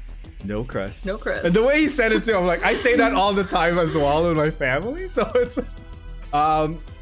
we did have a game for that one where how many times family was mentioned, I think in the latter parts of the series, because I think Dom would just like say it's all about family, Brian. Family. Family. Family. Let's do a couple of Fast and Furious questions. Who's your favorite character from Fast and Furious? Letty. Letty. And then after that, Vince. What about Letty that you like? It's just that badass main girl, mentality, doesn't take shit from anybody. Smell that? Yeah. Smells like skanks. Yeah, it's so good. And her camo pants and it's just so 90s. I love it. 90s, 2000s. Oh man. How do you feel about her coming back without the memories? And it's spoiler alert, if you have not seen... I think that's when you know it got off it was just off the rails. Like, they're no longer just stealing VCRs and DVD players. They're like, oh, they're into some real shit. I don't buy any of this anymore. But it's fun. It's just, why not? Why not? Exactly. Because like DVDs and portable TVs, oh my god, right now you could watch everything. People are okay with it all the time in soap operas. Why is it not okay in my car soap opera? I don't care. Oh my god. Least favorite character. Who do you hate the most for the series? Anybody that narcs on anybody. Like that Asian guy that like flew out the window and like Vince was like holding him by the foot. Yeah, pretty much. Was Johnny Tran's henchman. Go fetch my car. Yeah, with his tight ass snake leather pants. They're just ridiculous. Before we get to more questions, a couple of things here. Flex Marquise followed my channel. Thank you so much for that. He's saying, sister. That's I'm thinking how he's saying that. And Zach Xander for you. Thank you for following the channel and welcome to AO Mecha Live. Let's do a quick check on YouTube right here. We have a couple of comments. Question: is this the new format for Tinder dates? What? I'm not on Tinder. This is not Tinder. This is AO Mecha Live, but like I'm working on an app where you match your mecha. If you like the mecha and the mecha likes you match. So I don't know what to call that yet. Mecha date. Let's see here. I see Chasing Artwork and Kesha. Oh, I'm gonna pronounce this bad. Kahasuk Art on the wall over there. Yes. So Chasing Artwork is my Epion. He does a lot of vector fractal art.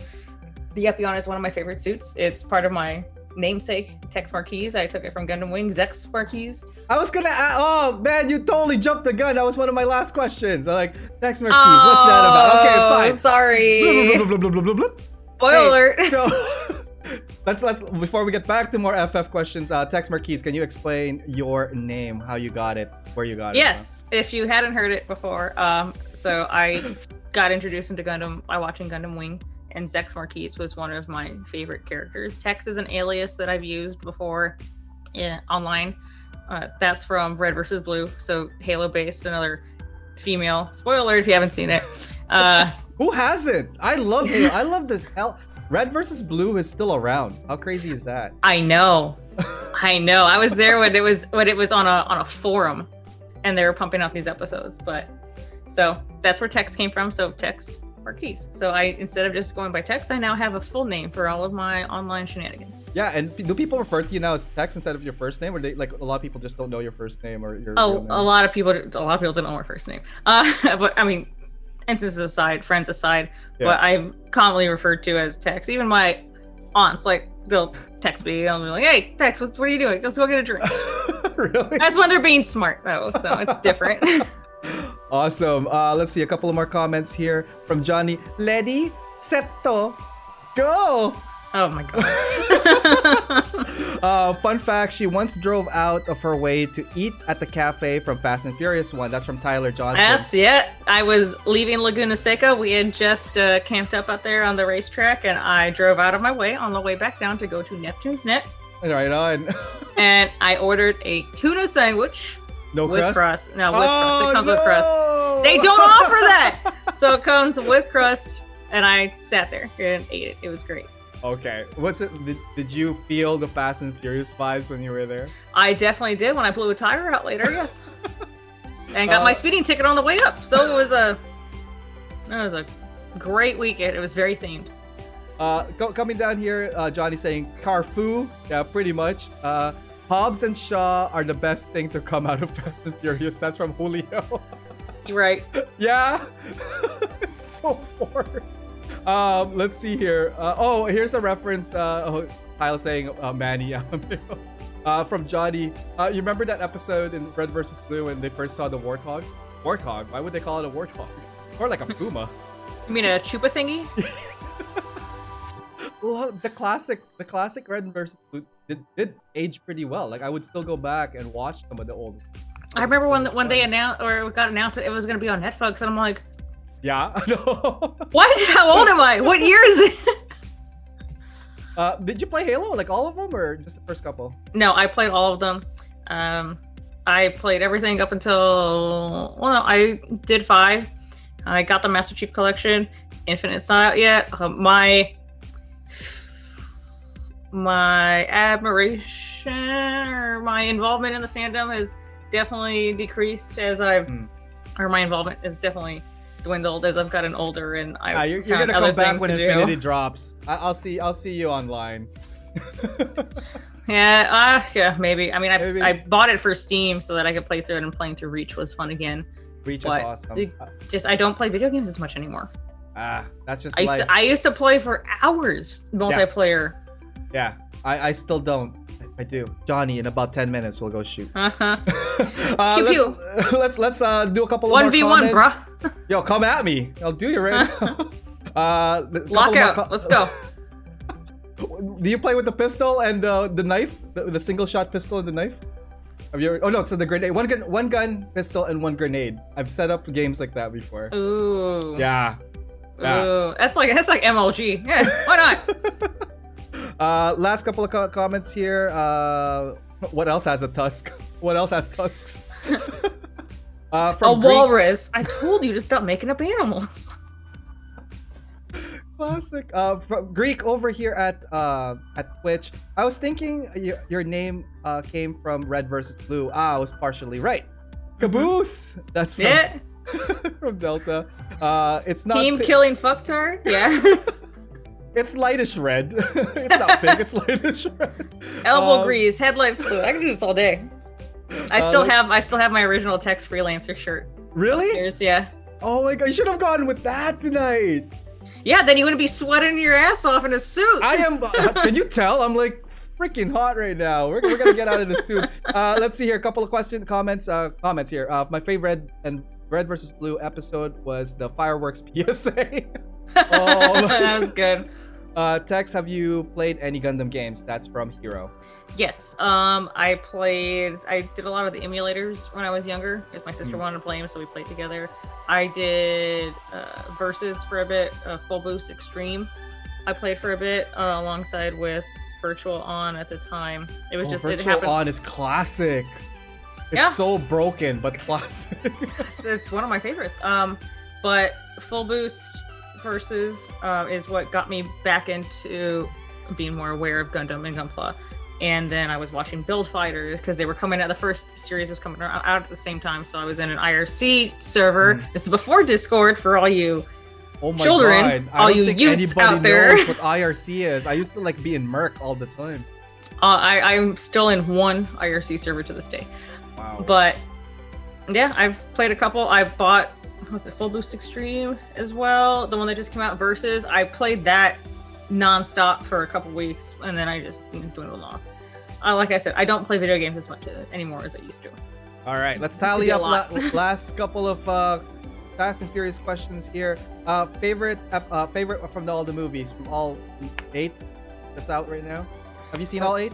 No, not all of them. So after Paul Walker had his departure in the 7th one, the 7th. I did not keep up as much. It was kind of like a good bookend for me. I'll see the rest of them eventually. I've seen bits and pieces. But out of all of the ones that I've seen, my favorite, Fast 5 is up there. I think it's one of the best ones in the franchise. I obviously love Tokyo Drift, or I wouldn't have used it in my opening. And then, of course, the OG. Yeah. Wabaki. It's the only Japanese I knew. Wabaki.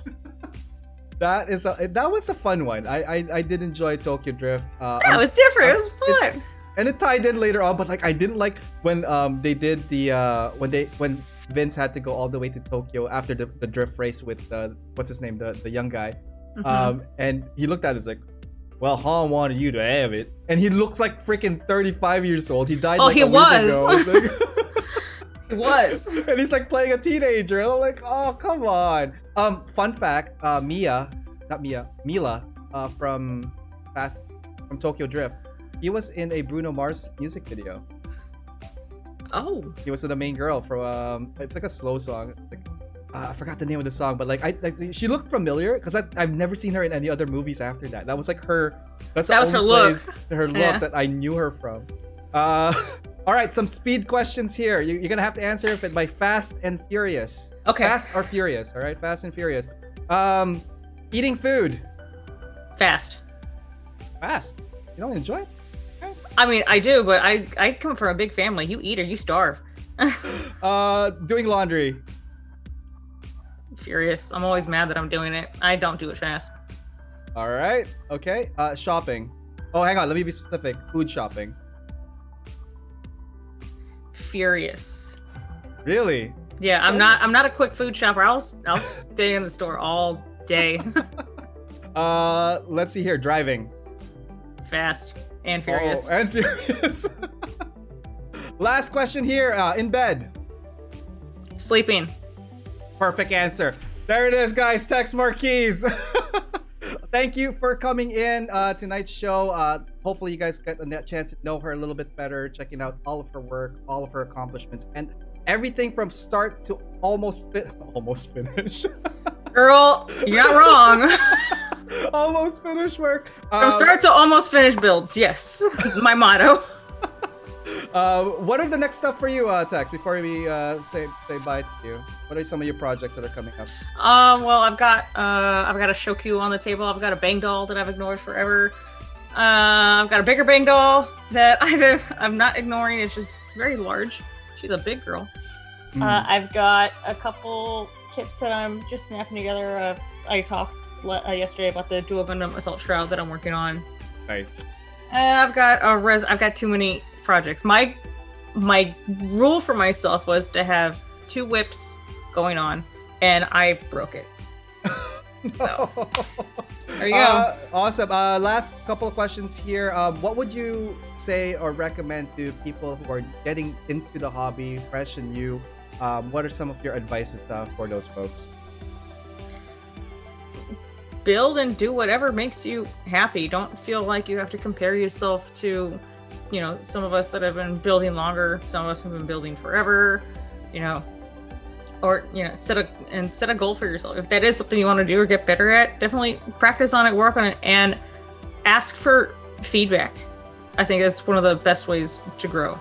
Not just hey, what do you think? What are things that you are concerned about, and voice your opinions on it and ask for feedback on those items, especially if you want to grow as a builder. Nice. Well said. Do you mind if we take the last couple of questions here? A couple of things popped up, Tex. Go for it. All right, Tex, when are you gonna finish? When are you gonna custom the Cubily? That's from Mecha Skyfish.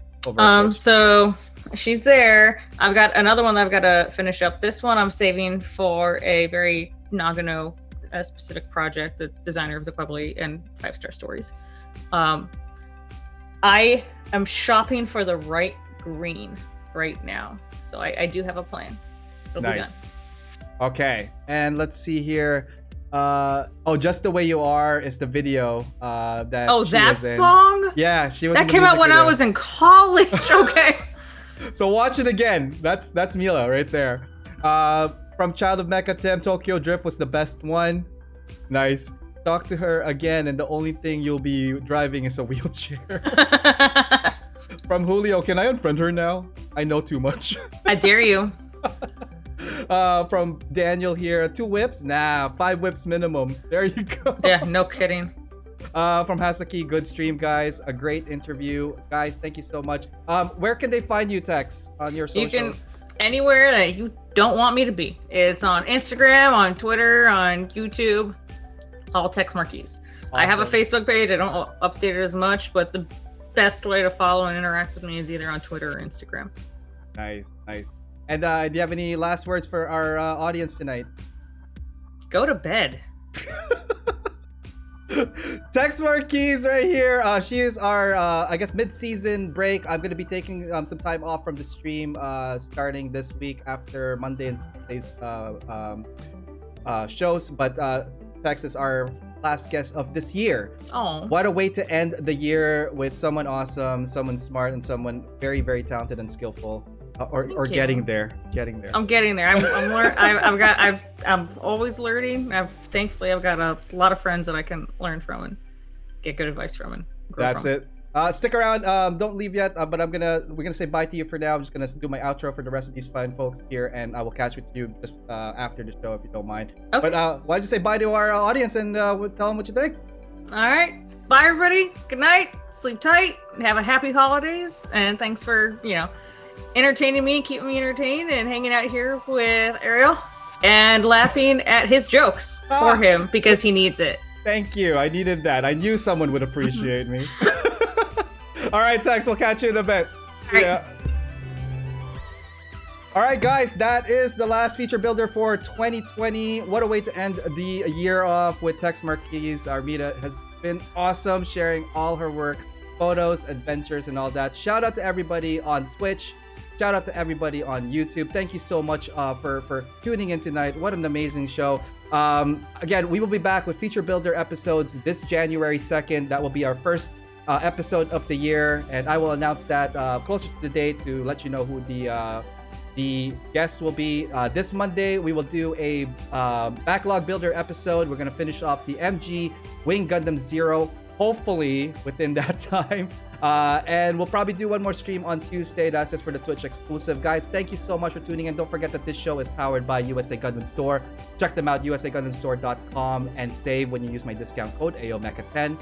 Similar with gunprimer.com, and save with discount code AOMECHA10. Thank you so much for all the lurkers out there. Don't forget to hit that follow. And for all you guys, have a safe and happy holidays. If I don't get a chance to see you or catch you on the streams, do follow me on all of the socials, and I will follow you back. Let's keep it going, keep moving forward. I hope the rest of 2020 is amazing for you guys, and I'll catch you guys on the flip side. All right, that is it for me, guys. Thank you. Have a good night. Happy holidays. Till next time. See ya.